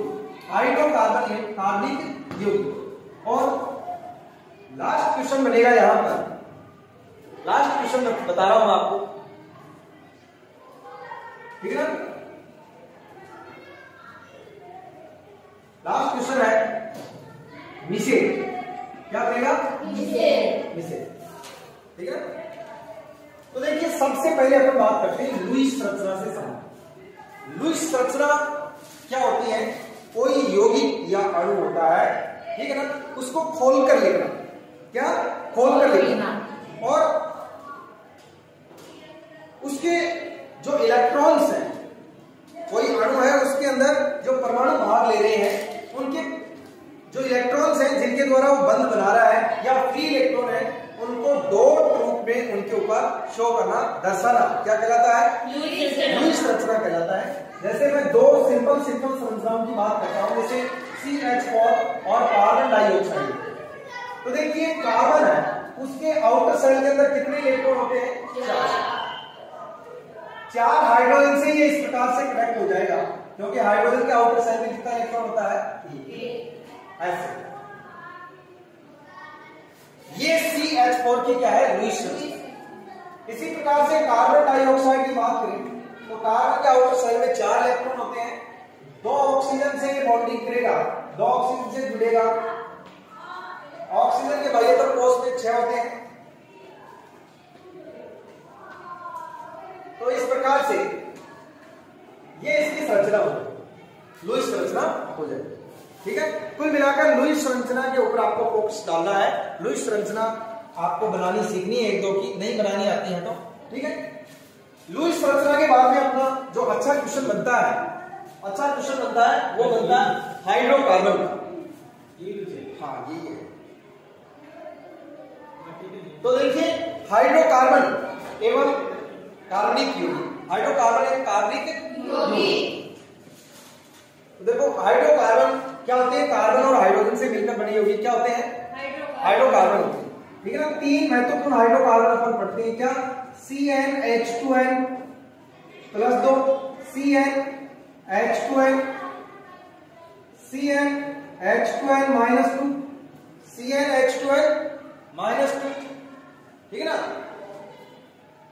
तो ये कई बार आपसे पूछ लिए जाते हैं, ये क्या है, एल्केन श्रेणी का हाइड्रोकार्बन है, ये एल्कीन श्रेणी का हाइड्रोकार्बन है और ये एल्काइन श्रेणी का हाइड्रोकार्बन है। आपको एक तो ये ध्यान रखना है, आपको क्या जैसे कंपाउंड दे देगा हाइड्रोकार्बन और उनको जैसे वर्गीकृत करवाएगा कि एल्केन कौन है, एल्कीन कौन है, एल्काइन कौन है, कोई दिक्कत नहीं। अब देखिए कार्बनिक यौगिकों की बातचीत करते हैं, किसकी, कार्बनिक यौगिक, ठीक है। तो देखिए जैसे आपके पास में ये एल्केन था जिसका एक H आपने हटा दिया और हटाकर यहां पर क्या जोड़ दिया, कोई समूह जोड़ दिया, कोई ग्रुप जोड़ दिया, तो अब ये क्या बन गया, कार्बनिक यौगिक बन गया। ये जो ग्रुप है ये क्या कहलाता है बेटा, प्रक्रियात्मक समूह कहलाता है। क्या कहलाता है, प्रक्रियात्मक समूह, ठीक है ना। जैसे OH है, ये अल्कोहल का प्रक्रियात्मक समूह है। अब ये यौगिक क्या है, अल्कोहल है, पूरा यौगिक क्या कहलाता है, इसी प्रकार से COOH जोड़ दे तो ये कार्बोक्सिलिक अम्ल कहलाएगा। अगर यहां पर COO और CH3 जोड़ दे तो ये कीटोन हो गया। अगर यहां पर CHO जोड़ दे तो ये क्या हो जाएगा, एल्डिहाइड हो जाएगा। समझ में आ गया क्या, आपके यही क्या है, प्रक्रियात्मक समूह है। वैसे और भी होते हैं लेकिन आपकी कक्षा लेवल के हिसाब से यही। तो आपको केवल यहां से ये क्वेश्चन पूछा जाएगा, यौगिक देगा और आपको पहचाना कि उसमें प्रक्रियात्मक समूह। और एक बहुत ही प्यारा क्वेश्चन मैंने आपको बता रखा है यहाँ पर कि सबसे सरल यौगिक लिखना या एल्डिहाइड श्रेणी का दूसरे नंबर का यौगिक लिखना, पहले नंबर का यौगिक लिखना, ठीक है ना। जैसे आपको पहले क्रियात्मक समूह लिख लेना, उसके प्रक्रियात्मक समूह लिखना है। जैसे आपको सबसे सरलतम कार्बोक्सिलिक अम्ल लिखना है तो प्रक्रियात्मक समूह लिखिए। फिर कार्बन गिव लो, कितना है, एक है तो बस H है, ये सरलतम हो। अगर इसका दूसरा मेंबर पूछता तो क्या हो जाएगा, CH3COOH, क्या हो जाएगा, CH3COOH, ठीक है। बाकी और भी आप लोग लिख सकते हैं। अब दो कार्बनिक यौगिक आपके दे रखे हैं, एक तो दे रखा है एथेनॉल, क्या दे रखा है, एथेनॉल, और एक दे रखा है एथेनोइक अम्ल, क्या, एथेनोइक अम्ल, एथेनोइक अम्ल। तो ये आप दोनों याद करना, इसका होता है C2H5OH और इसका होता है CH3COO। एथेनॉल और एथेनोइक अम्ल ये दोनों आपके सिलेबस में हैं, इनकी लुईस संरचनाएं पूछी जा सकती हैं, ये देकर इनका नाम पूछ सकता है, ठीक है ना। इनका नाम देकर इनका सूत्र पूछ सकता है, किसी भी ढंग से आपसे पूछा जा सकता है। एक मैंने अभिक्रिया बताई थी आपको कि अगर इन दोनों को आपस में डाल दे, देखो मैं इसको इसमें डाल दूं, जैसे ये डाल दिया OH, मैं पलट के लिख रहा हूं इसको, घबराना मत, C2H5, तो ये यहां से जल का मॉलिक्यूल निकाल देगा, जल का अणु निकाल देगा और दोनों जुड़ जाएंगे इस तरीके से। ये जो बनने वाला पदार्थ है ये फलों की जैसी गंध देने वाला एस्टर बनेगा, क्या बनेगा, एस्टर। ये थोड़ा सा टिपिकल क्वेश्चन हो जाता है, वैसे बढ़िया क्वेश्चन है, ठीक है ना। क्या आगे बढ़ जाए, अब अपन बात करेंगे यहां पर मिशेल, किसकी बात करेंगे, मिशेल। तो देखो मिशेल क्या है, मिशेल के लिए हमें सबसे पहले समझना पड़ेगा साबुन क्या होती है, क्या, साबुन क्या। तो देखिए साबुन क्या होती है, ये देखिए C17 H35 COO, क्या, COOH, ये क्या है, कोई अम्ल है, ठीक है ना, जिसमें कार्बन बहुत ज्यादा है, मतलब बहुत ज्यादा कार्बन वाला, मतलब उच्च अम्ल है, क्या है, उच्च अम्ल है। ठीक है ना। इसकी क्षार से क्रिया करवा दी NaOH से, तो उदासीनीकरण अभिक्रिया होगी और ये क्या बन जाएगा C17H35 COONA बन जाएगा। क्या बन जाएगा? COONA। इसको बोलते हैं साबुन। क्या बोलते हैं? साबुन। अब मैं इस साबुन की आपको शक्ल दिखा रहा हूं। इसमें कार्बन 17 है, तो देखो एक कार्बन, ठीक है ना, एक कार्बन, दो कार्बन, 3 4 5 6 7 8 9 10 11 12 17 ऐसे लिख सकते हैं। COOH लिख सकते हैं। अरे देखो ये जो प्रत्येक मोड है किसको शो करता है? कार्बन। तो साबुन के अंदर ये जो साबुन के अणु होते हैं ना, साबुन के अणु ये बहुत ज्यादा समझ में आई क्या बात है? साबुन का ये जो पार्ट है, इस पार्ट के अंदर देखिए क्या होता है, इसको बोलते हैं पूंछ पार्ट। क्या बोलते हैं? और इसको बोलते हैं शीर्ष भाग। क्या बोलते हैं? ये जो हाइड्रोकार्बन भाग है, CH इधर, इसको हाइड्रोकार्बन, ये होता है जल विरोधी। क्या होता है? जल विरोधी। लेकिन तेल से नहीं होता है। क्या होता है? तेल से नहीं। तेल से नहीं। जल का तो विरोधी होता है, लेकिन तेल का क्या होता है? नहीं। समझ गए क्या? मैं एक बार फिर बता रहा हूं। साबुन है, फॉर्मूला है, उसको इस तरीके से साबुन को शो कर सकते हैं। ये वाला पीछे वाला पार्ट है, ये जल से विरोध करता है, लेकिन तेल से नहीं करता है। तो क्या होगा? कपड़े पर जो मैल जमा होता है, ये जैसे मान लीजिए कपड़ा है और उसके ऊपर ये जो मैल जमा है, किसके कारण होता है? तेल के कारण। जब तेल के रगड़ के लगते हैं ना, तो उससे मैल लगता है। ठीक है, तो ये वाला भाग है, कौन सा वाला? जो जल विरोधी भाग है। कौन सा वाला? जल विरोधी भाग है। अरे बात समझ में आ रही है क्या? जल विरोधी भाग है। ये तेल उनसे सने करने के लिए उसके पास जाने की कोशिश करेगा नहीं, पानी से दूर भागेगा, लेकिन तेल उनके पास जाएगा। और बहुत सारे साबुन के अणु, यहाँ पर COOH लिखा हुआ है, ध्यान रखना इस बात का, सारे छोरों पे ना, तो ये तेल उनके पास में जाके उसकी ताकत लगाएगा, जोर लगाएगा। तो ये तेल बूंद है, ये कांटे के रूप में निकलकर चक्कर कहां जाएगी? ऊपर आ जाएगी, और हम इस कपड़े को खंगाल देंगे, कपड़ा क्या हो जाएगा? साफ हो जाएगा। हमें ये नहीं समझना है, ये समझना मिशेल क्या है। ये जो शक्ल दिख रही है ना, ये क्या है? मिशेल। बोलो, समझ में आ रहा है? इसी के साथ ही चौथा चैप्टर कंप्लीट। अब अपन देखेंगे चैप्टर नंबर 5। क्या है? आवर्त सारणी। आवर्त सारणी के अंदर आपको 3 चीजें पढ़नी, सॉरी 4 चीजें पढ़नी है। सबसे पहला कौन है? डोबे-राइनर, मतलब आवर्त सारणी कैसे बनी। सबसे पहले डोबे-राइनर ने त्रिक नियम दिया। इसके अंदर 3 धातुओं के ग्रुप बना रखे हैं, वो याद रखें। क्या याद रखें? कल ये क्वेश्चन यहाँ से रंजना प्रकाश, क्या नाम है, जगदीश, यहाँ से सेट के अंदर भी क्वेश्चन आया। कल तो मैं एग्जाम लेके आया, सेट के अंदर डोबे-राइनर के त्रिक समूह के ग्रुप बना के दे रखे, कौन सा सही है, कौन सा सही है। ठीक है, अगला है, अगला क्वेश्चन नंबर 2 किसका है? न्यूलैंड का अष्टक नियम। न्यूलैंड का अष्टक नियम। और अगला है मोजले, मैंडलीफ। क्या है? मैंडलीफ। और अगला है मोजले। तो इनके द्वारा क्या क्या बातें बताई गई थी, वो ध्यान रखें। डोबे-राइनर ने 3 तत्वों के समूह इस प्रकार बनाए कि पहला और तीसरे तत्व का जो औसत परमाणु भार है वो बीच वाले तत्व के परमाणु भार के बराबर होता है। इसे क्या कहते हैं? डोबे-राइनर त्रिक नियम कहते हैं।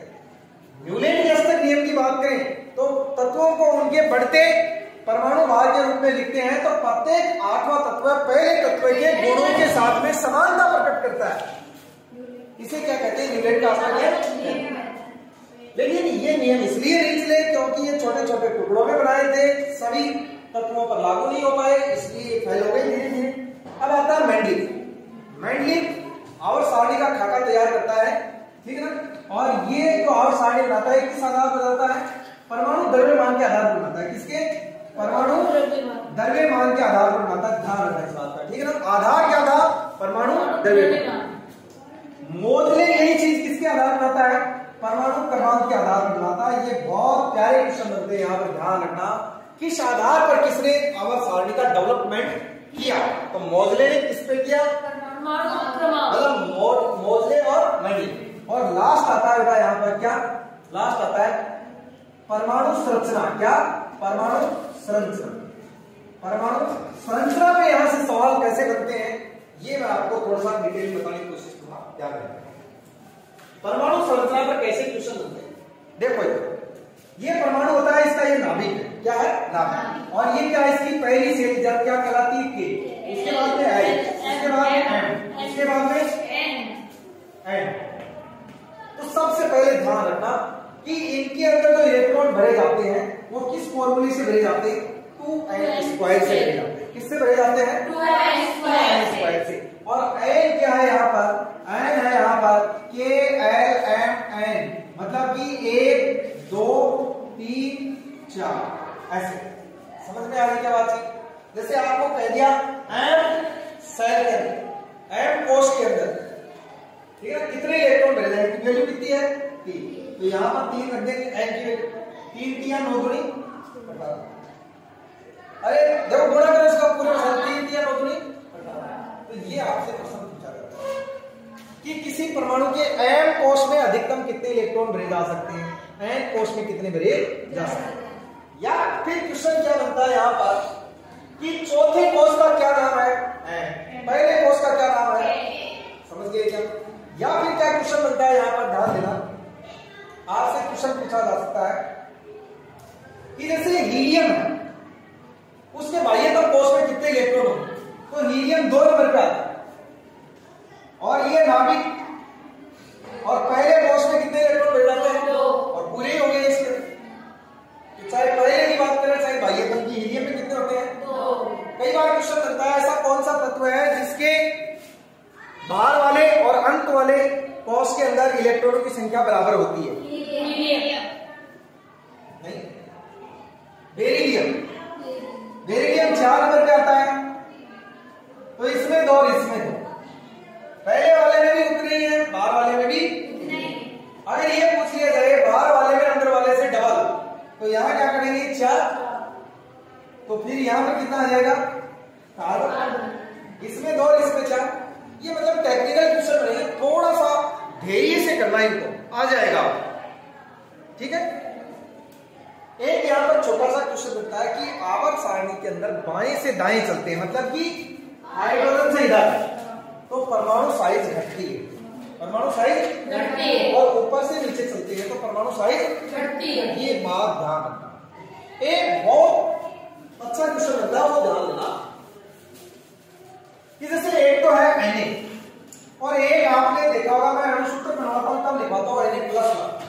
ये तो है सोडियम और ये सोडियम बनाए। इनमें छोटा कौन है साइज? बहुत, क्योंकि इलेक्ट्रॉन निकल जाएगा ना, इलेक्ट्रॉन निकल जाएगा तो क्या होगा? संकुचन हो जाएगा। क्यों होगा संकुचन? क्योंकि इसके अंदर प्रोटॉन कितने? 11 और इलेक्ट्रॉन कितने? 11। मतलब बाहर 11 इलेक्ट्रॉन चक्कर लगा रहे और अंदर 11 प्रोटॉन है। अपोजिट चार्ज होता है प्लस माइनस, तो 11 को 11 खींच रहे हैं। ठीक है ना? यहाँ पर एक इलेक्ट्रॉन निकल गया तो यहाँ पे इलेक्ट्रॉन कितने हैं? 10 और प्रोटॉन तो उतने ही 11। अब 11 इलेक्ट्रॉनों को खींचेंगे 10, खींचना ही अंदर, खींचना है तो परमाणु छोटा हो जाएगा। तो कोई भी धनायन अपने ही परमाणु से क्या होता है? साइज में छोटा। Mg और Mg+2 में कौन छोटा होगा? Mg+2 धनायन छोटा होगा। और ये बात उल्टी कर दे तो अपने संगत परमाणु का ऋणायन है वो आकार में क्या होगा? बड़ा। जैसे Cl और Cl नेगेटिव की बातचीत करें तो बड़ा कौन होगा? ये ध्यान रखना ये बात, ठीक है ना? इसको तो ऐसे याद कर लेना और इसको कैसे याद करोगे? Cl नेगेटिव को ऐसे। ये देखिए यहाँ कई बार क्वेश्चन बन जाता है, कई बार क्वेश्चन है ना, हाथ से क्वेश्चन फिसल ना जाए। क्या आगे ध्यान दीजिए। तो ये अपना हुआ कंप्लीट। अब देखो इसके बाद में चैप्टर नंबर 6 की बात करते हैं। किसकी? चैप्टर नंबर 6 की बात। चैप्टर नंबर 6, तो देखो चैप्टर नंबर 6 है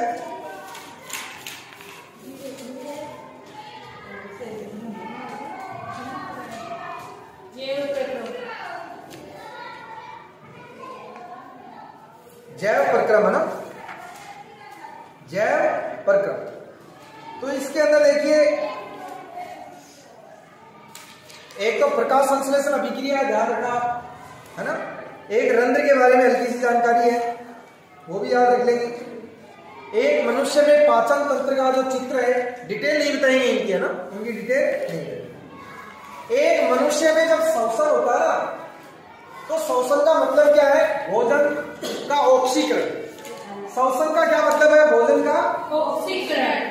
दोबारा से सुन लीजिए, दोबारा से आराम से सुन लीजिए। हमारा जो पाचन तंत्र था, उसने भोजन जो उसके अंदर डाला, उसका रस बना लिया, कहां पहुंचा दिया? कोशिका के पास।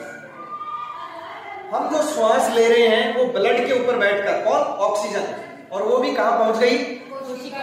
अब मेन काम होगा इसके अंदर कोशिका। कौन कौन पहुंच गए? भोजन का रस पहुंच गया, और ब्लड के द्वारा कौन पहुंच गई? दोनों एक दूसरे को देखेंगे। कौन कौन देखेंगे? भोजन का रस और ऑक्सीजन, और हाथ मिला लेंगे। क्या? हाथ मिला लेंगे, और वहां पर होगी ऑक्सीकरण अभिक्रिया। क्या होगी?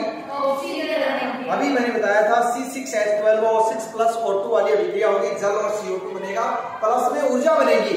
उसके अंदर कोशिका के अंदर एक माइटोकॉन्ड्रिया नाम से कोशिकांग होता है, वो उस एटीपी को अपने अंदर स्टोर कर लेगा, मतलब इकट्ठी कर लेगा, और हमारी बॉडी को सप्लाई देता रहेगा। सर ये कहां से होती है? कोई विशेष अरे बॉडी में सब जगह कोशिका है, सारी जगह बॉडी में काम होता है। बॉडी में कोई एक इंजन नहीं है कि भाई यहाँ पर जैसे इंजन लगा हुआ तो यहाँ से ऊर्जा बनेगी, सारों को मिलेगी। सारे अंगुली, नाखून, बाल वाल सब के अंदर ये काम होता है। समझ गए क्या? इसलिए प्रत्येक अंग क्या करता रहता है? मददता। समझ गए? यहाँ पर विशेष बात क्या ध्यान रखनी है, ये देखो कि भोजन का जो ऑक्सीकरण होगा ना, वो वायु की अनुपस्थिति में होगा तो क्या बनेगा? उपस्थिति में होगा तो क्या बनेगा? और इष्ट और सूक्ष्म जीव होते हैं, उनके अंदर क्या बनता है? इष्ट और सूक्ष्म जीवों में लैक्टिक अम्ल बनता है। हमारे अंदर जो कोशिका होती है, उसके अंदर क्या बनता है? CO2 प्लस जल प्लस ऊर्जा बनती है। और जो हमारी मांसपेशियां होती है ना, वहां पर क्या बनता है? सॉरी, मांसपेशियों के अंदर लैक्टिक अम्ल बनता है। और सूक्ष्म जीव और यीस्ट के अंदर क्या बनता है? CO2 तथा एथेनॉल बनता है। CO2 तथा क्या बनता है? एथेनॉल। अब देखो मैं आपको बता देता हूं एक बार, हार्ट का चित्र समझा देता हूं। क्या? हार्ट का चित्र समझा। तो हार्ट के चित्र के अंदर आपको 4 बॉक्स बनाने, बना लोगे क्या? बन गए? 4 बॉक्स बन गए क्या? इन दोनों का नाम क्या है बेटा? आलिंद। लेफ्ट आलिंद और ये राइट आलिंद। सॉरी, ये कौन सा होगा? लेफ्ट और ये राइट। ऐसे यूं खड़ा हूं मैं, इस हिसाब से बना हुआ है ये चित्र, ध्यान रखना है। इसको जो ऐसे करना, ठीक है? ये क्या है? लेफ्ट नीले, और ये क्या है? राइट नीले। राइट। इससे एक बड़ी नली निकलती है जिसको बोलते हैं महाधमनी, और इसके अंदर एक बड़ी नलिका निकलती है, उसको क्या बोलते हैं? महाशिरा। ये खून को लाती है, ये खून को ले जाती है, कहा? अंगों के पास। कोई दिक्कत है? यहाँ पर कपाट होते हैं जिसके द्वारा आलिंद का खून किस में आता है? नीले में। समझ में आ गई क्या बात? ठीक है? यहां पर बेटा आपने क्या है? जैसे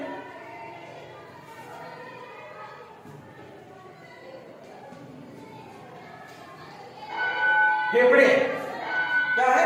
फेफड़े। अब क्या होगा? अब समझ लो कैसे सिस्टम चलता है, ठीक है ना? समझ लो कि तो काफी क्वेश्चनों के जवाब है वो इजी हो जाएंगे, ठीक है? देखो इसके अंदर कैसा रक्त रहता है? शुद्ध रक्त होता है। वो शुद्ध रक्त इससे किसमें जाएगा? नीले से किसमें जाएगा? महाधमनी से, फिर छोटी छोटी धमनियों में जाएगा, धमनी बन जाएगी नीचे। महा तो इसलिए बड़ी है, फिर किसमें चला जाएगा बेटा? अंगों, कोशिका में। वहां भोजन का ऑक्सीकरण होगा, ऊर्जा बन जाएगी, CO2 बनेगी वहां। उस CO2 को खून वापस लेके आएगा। क्या? ये क्या ले जा रहा है? O2। और अंग में क्या बन गई? CO2। उस CO2 को महाधमनी के द्वारा किसमें एंट्री करवाएगा? नहीं नहीं, देखो हम मेरे पीछे से आ रही है, ये पीछे से आ रही है, समझ में आ गई है? ध्यान रखना इसका। प्रवेश किसमें करेगा? आलिंद में, ठीक है ना? कैसा रखता है बोलो जी? समझ में आ गया क्या? अब किसमें आएगा? राइट निलय। किसमें आएगा? राइट निलय। और राइट निलय से निकलेगा, राइट निलय से हमें निकलेगा और कहां जाएगा? फेफड़ों में जाएगा। फेफड़ों को क्या दे देगा? CO2 दे देगा और क्या ले लेगा? O2 ले लेगा और O2 लेते ही शुद्ध हो जाएगा। किसमें आ जाएगा? लेफ्ट आलिंदी के अंदर आ जाएगा। मजे की बात ये सुनना कि हृदय से जो नलिकाएं खून ले जाती हैं उनको क्या कहते हैं बेटा? धमनी कहते हैं। क्या कहते हैं? धमनी कहते हैं। तो बताओ ये भी धमनी है? नहीं, ये भी धमनी है, लेकिन ये धमनी कहां जा रही है? फेफड़ों के पास आ रही है। इसको फुफ्फुस धमनी कहते हैं। क्या कहते हैं? फुफ्फुस धमनी। और ये आ रही है, आने वाले को क्या बोलते हैं? सीरा। तो ये क्या है? सीरा। इसको बोलते हैं फुफ्फुस सीरा। क्या बोलते हैं? फुफ्फुस सीरा। सीरा के अंदर अक्सर कैसा रक्त बहता है बताओ ना? शुद्ध। लेकिन एकमात्र फुफ्फुस सीरा है जिसके अंदर कैसा रक्त बहता है? शुद्ध। और धमनी में कैसा रक्त बहता है? शुद्ध। परंतु एकमात्र धमनी है फुफ्फुस धमनी जिसके अंदर कौन रक्त जा रहा है? डाउट आपके क्लियर हो जाता है। समझ में आ रही क्या बात है? यहाँ पर देखिए छोटी घड़ी होती है, ध्यान रखना। यहाँ पर एक क्या होती है? छोटी घड़ी होती है, ठीक है ना? वो इसको चलाने का काम करती है, ठीक है? किसको? हृदय को ना। और उस घड़ी को बोलते हैं जैविक घड़ी। क्या बोलते हैं? जैविक घड़ी। क्या बोलते हैं? जैविक घड़ी। और उसका दूसरा नाम है पेस मेकर। क्या? Pacemaker. कई इंसान जो जैसे उम्र के साथ वृद्ध हो जाते हैं ना, बूढ़े हो जाते हैं, उनकी घड़ी बंद हो जाती है, काम करना जैसे स्लो कर देते हैं, तो ये उनके अंदर दूसरी को डाल देते हैं। क्या? बाहर से कृत्रिम तरीके से डाल देते हैं। समझ में आ गया क्या? समझ में आ गया? बोलो आगे बोलना। अगला चित्र आपसे पूछा जा सकता है किसका? किडनी का। किसका? किडनी का। ये देखिए किडनी है ना? किडनी का क्या? उत्सर्जन तंत्र का। इधर ध्यान देना। ये क्या है? ये क्या है? मूत्रवाहिनी। ये क्या है? मूत्राशय। और ये क्या है? मूत्रवाहिनी। कई बार क्वेश्चन बनता है उत्सर्जन तंत्र के सभी अंगों के नाम लिखिए। उत्सर्जन तंत्र के सभी अंगों के नाम लिखिए। उनमें मूत्र किस प्रकार बनता है? क्रम से लिखिए। तो कहां बना? ये किडनी में। फिर किसमें गया? मूत्रवाहिनी। फिर किसमें गया? मूत्राशय। फिर किसमें गया? मूत्राशय। दिमाग का क्वेश्चन है ना? क्या दिमाग से कि भाई कैसे काम करता है? बोलो किसी को कोई दिक्कत? फिर मैंने आपको एक बात बताई थी, इनके अंदर छोटी छोटी क्या होती है? बोलो। अरे ये क्या है? बोलो ये है रक्त। और इसके अंदर जो छोटे छोटे बेटा लोग क्या होते हैं? वर्गाणु। अंग्रेजी में इनको बोलते हैं नेफ्रो। क्या बोलते हैं? और इस नेफ्रो को क्या बोलते हैं? उत्सर्जन की इकाई बोलते हैं। क्या बोलते हैं? इस नेफ्रो का चित्र भी मैं बना रहा हूं बोर्ड के ऊपर। बहुत सरल है, बहुत सरल है। ऐसे कर सकते हो क्या आप लोग? मुझे ये बताओ, ऐसे करने में कोई दिक्कत है? एक प्याला बनाना। क्या बनाना है? एक प्याला बनाना है। प्याला बना दोगे क्या? बोलो प्याला बना दोगे? ऐसे कर दोगे क्या? फिर एक यू आकार की नलिका बना दोगे क्या? ठीक है। फिर इस यू आकार की नलिका को इधर एक दूसरी नलिका के अंदर जोड़ना है। फिर आपको क्या करना है? ये जो प्याला बना है ना, इसके अंदर गुच्छा बनाना है। क्या बनाना है? गुच्छा बनाना है। ये क्या? तो कई बार आप क्या करते हो? जैसे हूबहू चित्र बनाने की कोशिश करते हो। मुझे आप ये बताओ, रंजना प्रकाश क्या नाम है? ये जो चित्र दिख रहा है ये हृदय जैसा तो नहीं लग रहा? कैसा लग रहा है? लगता तो लगना ही चाहिए आपको। इसके अंदर तो वैसे आपको नस आ रही है, वो इसके अंदर एक है ना, ऐसा इतना ध्यान है नहीं, इतना ध्यान। बोलो समझ में आ गया? बोलो किसी को कोई दिक्कत है? हैरान होने की जरूरत नहीं, हैरान होने की जरूरत बिल्कुल भी नहीं। अब अपन करेंगे पाठ नंबर 7 की बात। कितने नंबर पाठ की बात करेंगे? 7वें पाठ की। सातवें पाठ के अंदर आपको दो चित्र अच्छे से बनाना सीखना है। एक तो मस्तिष्क का चित्र, एक तो किसका चित्र बनाना है? मस्तिष्क का चित्र बनाना। और एक किसका चित्र बनाना है आपको? एक किसका चित्र बनाना है? मानव मस्तिष्क का चित्र। किसका? मानव मस्तिष्क का चित्र। अरे समझ में आ गई क्या बात? मानव मस्तिष्क और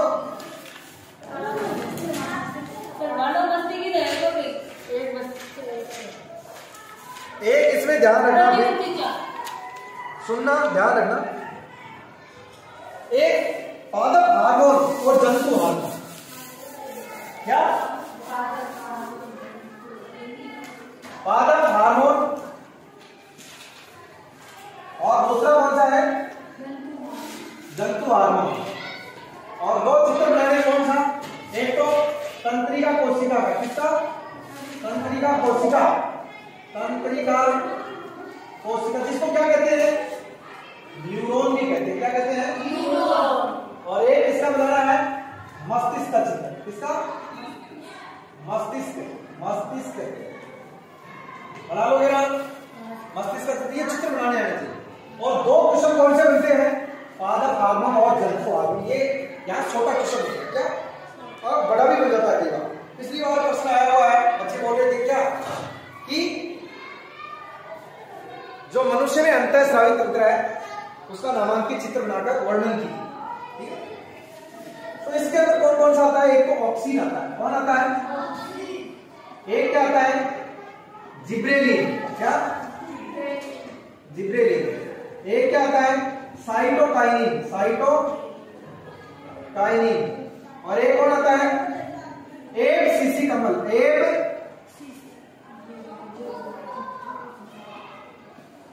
एबसिसिक अम्ल। अरे ये किसके नाम है? पादप हार्मोन के नाम। किसके नाम है? पादप हार्मोन के नाम। और किसी को दिक्कत है याद? बताओ, दो पादप हार्मोन के नाम। आपको ध्यान रखना है साइटोकाइनिन क्या है? वृद्धि निरोधक हार्मोन है। क्या है? साइटोकाइनिन है, सॉरी साइटोकाइनिन है। ये क्या करता है? कोशिका विभाजन में सहायक है। किसमें? कोशिका विभाजन में सहायक है। और ये क्या करता है? ये शीर्ष भाग को जल्दी बढ़ाता है। ये वृद्धि में सहायक है। एक सीसी का ये क्या है? वृद्धि निरोधक है।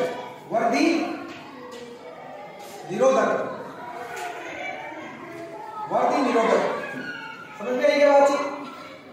ठीक है, वृद्धि निरोधक हार्मोन। क्या बात है अनीता? बड़ी खूबसूरत नजर आ रही है। बताओ। अब देखना इधर जंतु हार्मोन की बात करें। यहां पर कौन सी ग्रंथि पाई जाती है? यहां पर कौन सी ग्रंथि पाई जाती है? थायराइड ग्रंथि। यहां पर कौन सी ग्रंथि पाई जाती है? थाइमस ग्रंथि। यहां कौन सी ग्रंथि पाई जाती है?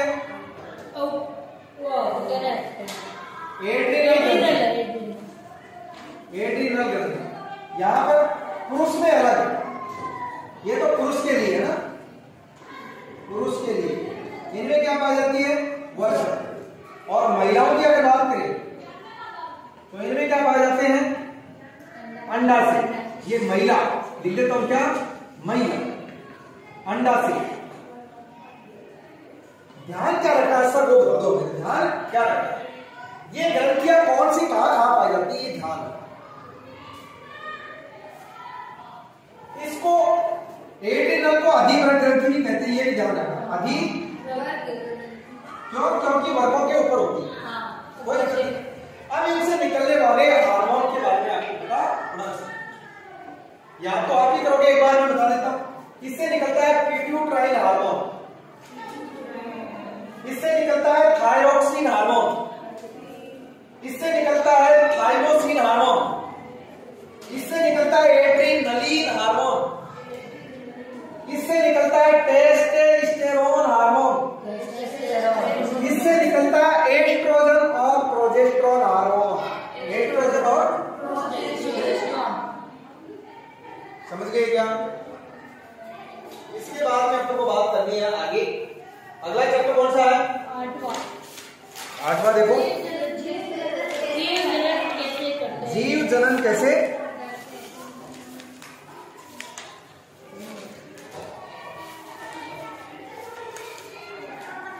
देखो जीव जनन कैसे करते हैं, इधर ध्यान देना।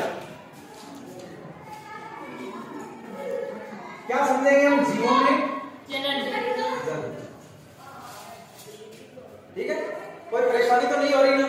नहीं सर। बैठे रहो एकदम दब के चुपचाप, मैं भी तो खड़ा हूं। इधर देखिए जीव जनन कैसे करते हैं, बहुत प्यारा चैप्टर, 5 मिनट में खत्म करूंगा बात, बॉक्स रखा पूरा चैप्टर बताया आपको, ठीक है। जीव जनन कैसे करते हैं, 2 पार्टों में बात करेंगे। पहले किसकी बात करेंगे बेटा? पादप। दूसरी बात किसकी करेंगे?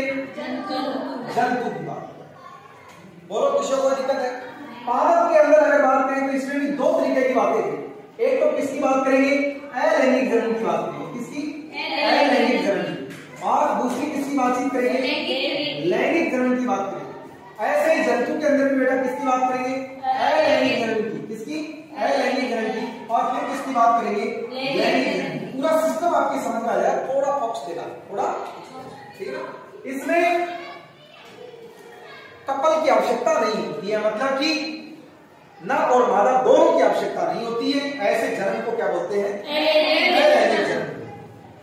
ऐसा जनन जिसके अंदर नर और मादा दोनों की आवश्यकता होती है, या शुक्राणु और अंडाणु के संयोग से, मतलब कि जो नवोत्थित है या शिशु का निर्माण होता है, उसको क्या कहते हैं? लैंगिक जनन कहते हैं। मतलब जिसमें लिंगों का प्रयोग होता है। किसका?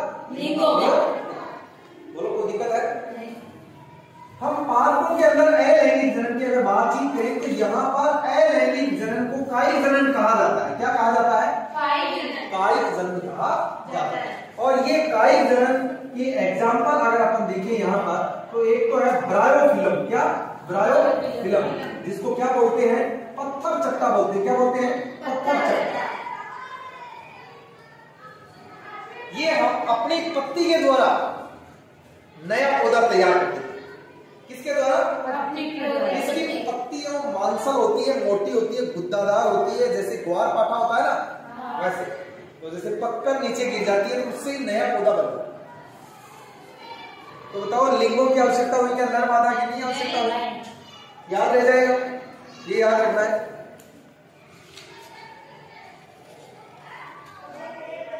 हाँ, अब बात करेंगे लैंगिक। किसमें?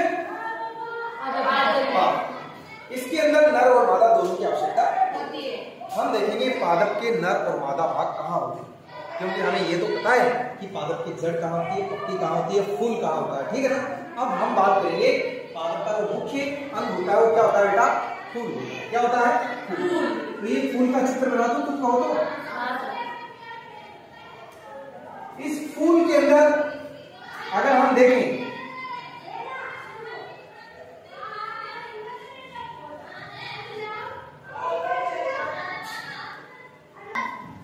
तो मैं ये कह रहा था आपको कि जो पादप होते हैं उनके अंदर लैंगिक जनन कैसे होता है, ठीक है। तो देखिए लैंगिक जनन कैसे होता है, तो पादपों के अंदर इस चीज को समझने के लिए हमें क्या लेना पड़ेगा? पुष्प लेना पड़ेगा। पुष्प के अंदर देखिए आपने नीचे नीचे देखा होगा हरे पत्ते होते हैं, जिनको बोलते हैं बेटा बाह्य दल। क्या बोलते हैं? बाह्य दल। अंदर की तरफ रंगीन पत्तियां होती है जिनको बोलते हैं दल। फिर उसके अंदर 2 काम की चीजें होती है, एक तो पादप का क्या होता है? नर, और एक पादप की क्या होती है? मादा। फूल के अंदर इसको यहाँ पर बोला जाता है स्त्री केसर। क्या बोला जाता है? स्त्री केसर। और इसको यहाँ पर बोला जाता है पुंकेसर। पुंकेसर के ऊपर ये होते हैं परागकण। क्या होते हैं? परागकण। और ये होती है वर्तिकाग्र। वर्तिकाग्र। स्त्री केसर का ऊपर वाला पार्ट क्या कहलाता है? समझ गए क्या?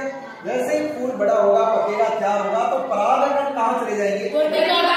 हवा से, किसी मतलब कि भंवरे से कैसे भी पहुंच जाएंगे। इनका यहाँ पहुंचना कहलाता है परागण।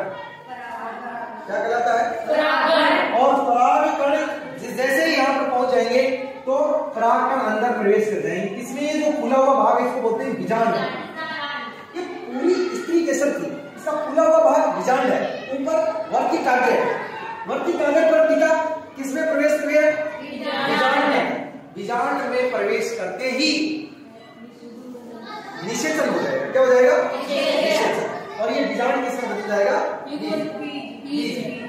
और इसको क्या कह देंगे अपन? लैंगिक। बीज बन जाएंगे, बिखरेंगे, नया पादप खड़ा होगा, वो एक जड़ तना पत्ती निकलेगा, फूल आएगा, फूल के वो काम होंगे सारे के सारे जो इसके।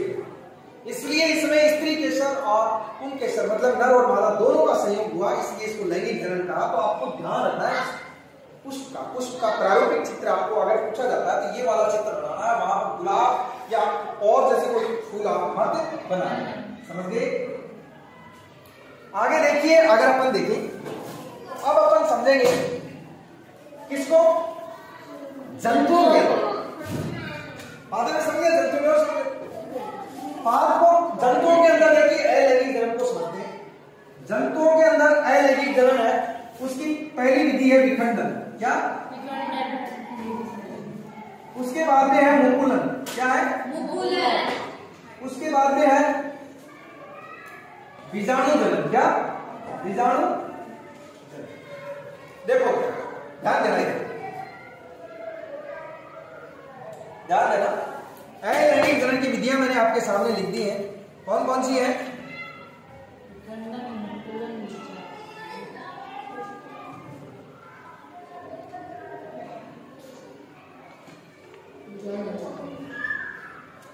हाँ, एक पुनरुद्ध भवन भी है। क्या है? पुनरुद्ध भवन। विखंडन के अंदर देखिए दो हैं, एक तो द्विविखंडन और एक बहुविखंडन। क्या? देखो ध्यान से, नर और मादा दोनों की आवश्यकता रहेगी क्या? नर या मादा किसी एक से ही हो जाएगा, ठीक है ना? क्या? नया शिशु के लिए। इससे किसमें होता है? अमीबा। समझ में आई क्या बातचीत?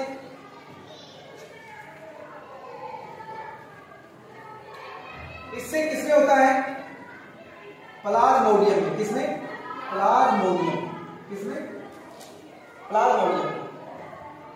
मुकुलन किससे होता है? किसमें होता है? हाइड्रा। बीजाणु जनन किसमें होता है? जीवाणु। पुनरुद्ध भवन किसमें होता है? प्लेनेरिया। किसमें? प्लेनेरिया। देखो समझना थोड़ा सा, विखंडन का मतलब है अपने शरीर को तोड़ना। अगर दो ही भागों में तोड़ता है तो क्या कहलाएगा? द्विखंडन। बहुत सारों में तोड़ देता है। बहु कौन तोड़ता है? प्लाज्मोडियम एक जीव होता है, वो प्लाज्मोड बहु में तोड़ देता है, कई सारे प्लाज्मोडियम बना देता है। हाइड्रा में क्या होता है? मुकुल निकलता है, ऐसे गांठ निकलते हैं, है ना, अंकुर निकलते हैं, उनसे नया हाइड्रा बनता है। बीजाणु जनन में क्या होता है? बहुत सारे मतलब कि किसका निर्माण होता है? तो ये हमें होते हैं। हाँ? नहीं, जंतुओं में ऐसे जंतु जिनके अंदर नर और मादा अलग अलग है।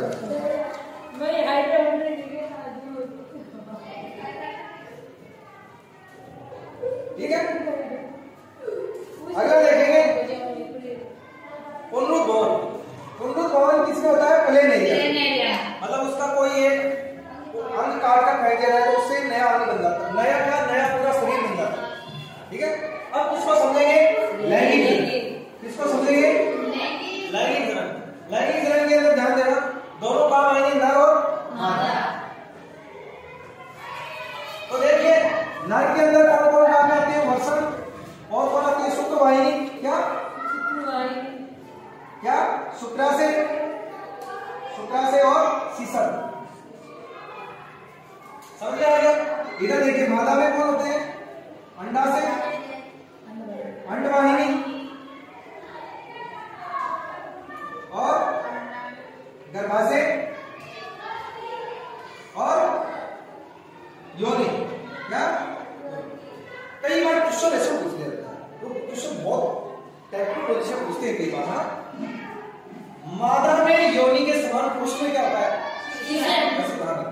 मादा में अंडाशय के समान पुरुष में क्या होता है? वर्षण से क्या बनेगा? शुक्राणु। क्या बनेगा? शुक्राणु। अंडाशय से क्या बनेगा? अंडा। अंडाणु अंडवाहिनी में चला जाएगा। शुक्राणु शुक्रवाहिनी के माध्यम से सीसर द्वारा छोड़ दिए जाएंगे मादा की योनि में। तो फिर ये दोनों मिल जाएंगे, अंडाणु और शुक्राणु। इन दोनों के मिलने को कहां मिल जाएंगे? अंडवाहिनी। निषेचन कहते हैं। क्या कहते हैं? निषेचन। निषेचन होते ही अंडाणु और शुक्राणु के संयोग से क्या बन जाता है? युग्मनज बन जाता है। क्या बन जाता है? और युग्मनज फिर प्लेसेंटा के द्वारा, प्लेसेंटा के द्वारा गर्भाशय से चिपक जाता है और फिर वहां पर शिशु पलता है, बड़ा होता है और फिर प्रसव प्रक्रिया के द्वारा, ध्यान को क्या बोलते हैं इसे? प्रसव, है ना? तो प्रसव प्रक्रिया के द्वारा मतलब शिशु है वो जन्म ले लेता है। शिशु क्या ले लेता है? जन्म ले लेता है। इस प्रकार से पूरा प्रोग्राम तो क्या आएगा यहाँ पर? चित्र और ये नाम, चित्र और ये महत्वपूर्ण है। लेकिन प्रोग्राम तो अपने दिमाग में है, कोई दिक्कत नहीं। अगला देखना पाठ पूरा, पाठ अगला पाठ कौन सा है? आनुवांशिकता एवं जैव विकास। आनुवांशिकता एवं जैव विकास कितने नंबर का पाठ है? पाठ 9। पाठ 9 आनुवांशिकता एवं जैव विकास। पहला ध्यान रखना, क्या एकल संकर संकरण, क्या एकल संकरण और एक ध्यान रखना है द्वि संकर संकरण। और अगला ध्यान रखना है क्या? लिंग निर्धारण, लिंग निर्धारण। अगला क्या है? अगला इसमें आता है समरूप एवं समवर्ती, समवर्ती अंग, समरूप एवं समवर्ती अंग। ठीक है ना? ये इस टॉपिक से, इस पार्ट से क्या है? Important question. ठीक है ना? टॉपिक एकल संकर संकरण। मेंडल ने क्या किया था? मटर के पादप के ऊपर प्रयोग किए कि छोटे बड़े मटर या पीली पत्ती वाले, पीली मटर वाले और हरी मटर वाले के बीच में क्रॉसिंग करवाते तो क्या होता है? उसके रिजल्ट के आधार पे ये बातें हुई थी। एकल संकर संकरण क्या होता है? जब केवल एक जोड़ी लक्षण के बीच का अध्ययन करते हैं अपन तो उसको बोलते हैं एकल संकर संकरण।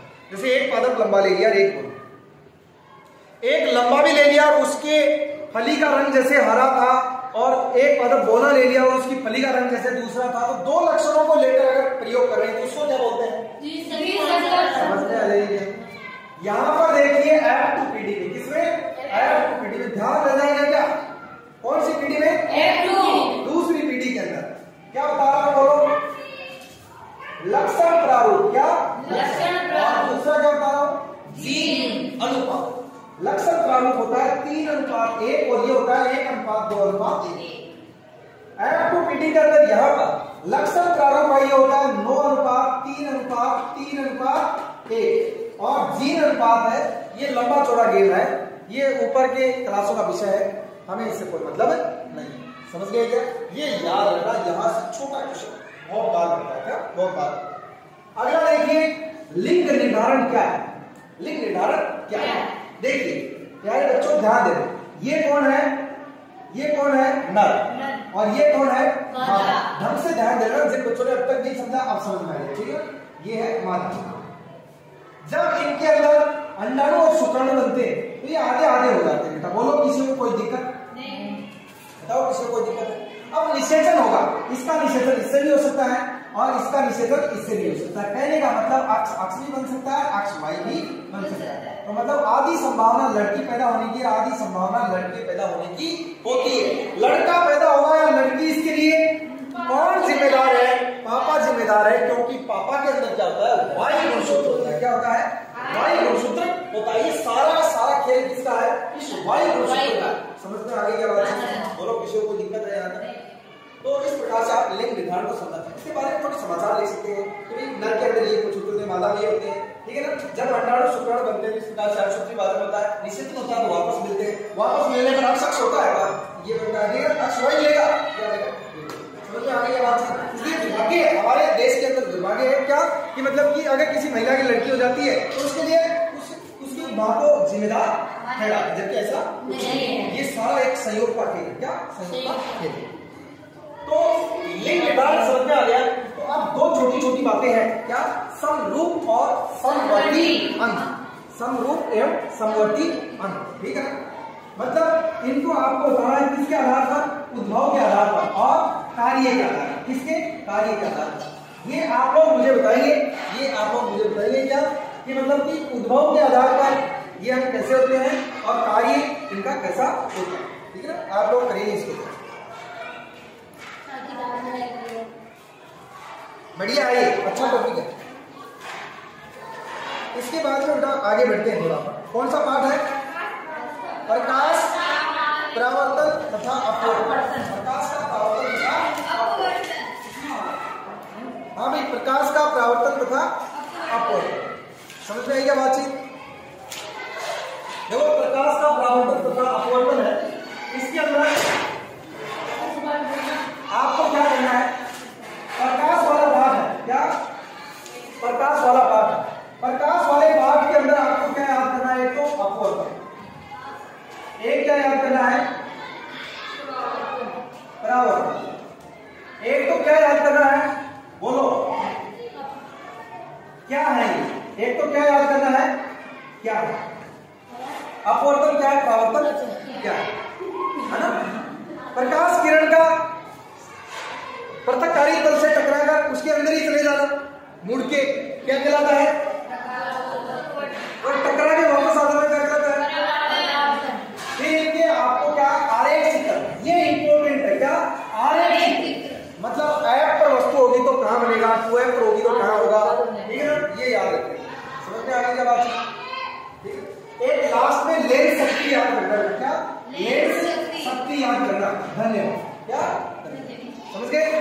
इसके बाद में अगला चैप्टर क्या है? अगला चैप्टर क्या बोलिए?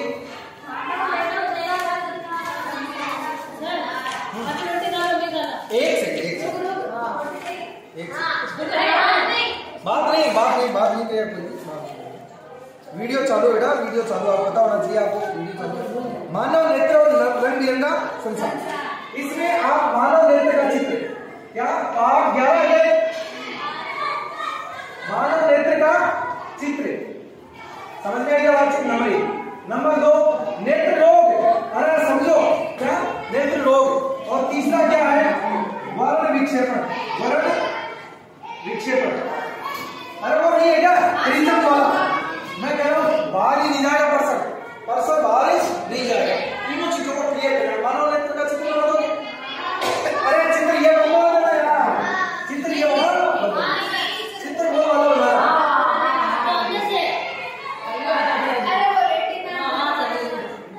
एक ध्यान रखना, एक बात ध्यान रखना, मानव नेत्र के होने वाले रोग है ना, निकट दृष्टि दोष, दूर दृष्टि दोष, दृढ़ दृष्टि दोष, ये याद रखना। और एक वर्ण विक्षेपण। ठीक है, अब तो ज्यादा डिस्कस नहीं करेंगे इनके ऊपर, क्योंकि ये आपको मोस्टली चीजें आती हैं। मैं तो आपको केवल इशारे कर रहा हूँ, हाईलाइट कर रहा हूँ कि जैसे क्वेश्चन कहां से बने। अगला चैप्टर 12 क्या? 12 क्या है चैप्टर का नाम? विद्युत। देखो विद्युत के अंदर आपको क्या ध्यान करना है? एक तो क्या करना है? नंबर 1 I = Q/T और इसका मात्रक होता है एम्पियर। विद्युत धारा की परिभाषा और ये समीकरण आपको आना चाहिए, सवाल दे सकता है। और इसका मात्रक होता है विद्युत धारा का एम्पियर। दूसरा देखिए, यहां पर कोई बातचीत करेंगे। एक सेकंड,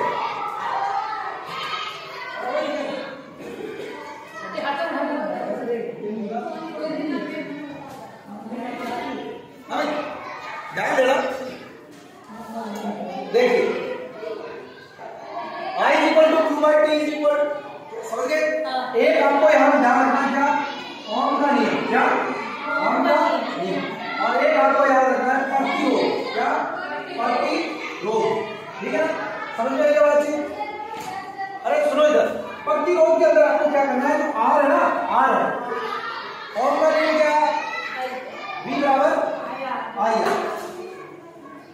थोड़ा याद करना इसको। V = IR लिखने से काम नहीं चलेगा। जैसे अगवा से क्या आपने लिख दिया, मैंने नंबर दे दिया था। ठीक है, प्रतिरोध है ना, प्रतिरोध है, ये किन किन के ऊपर डिपेंड करता है?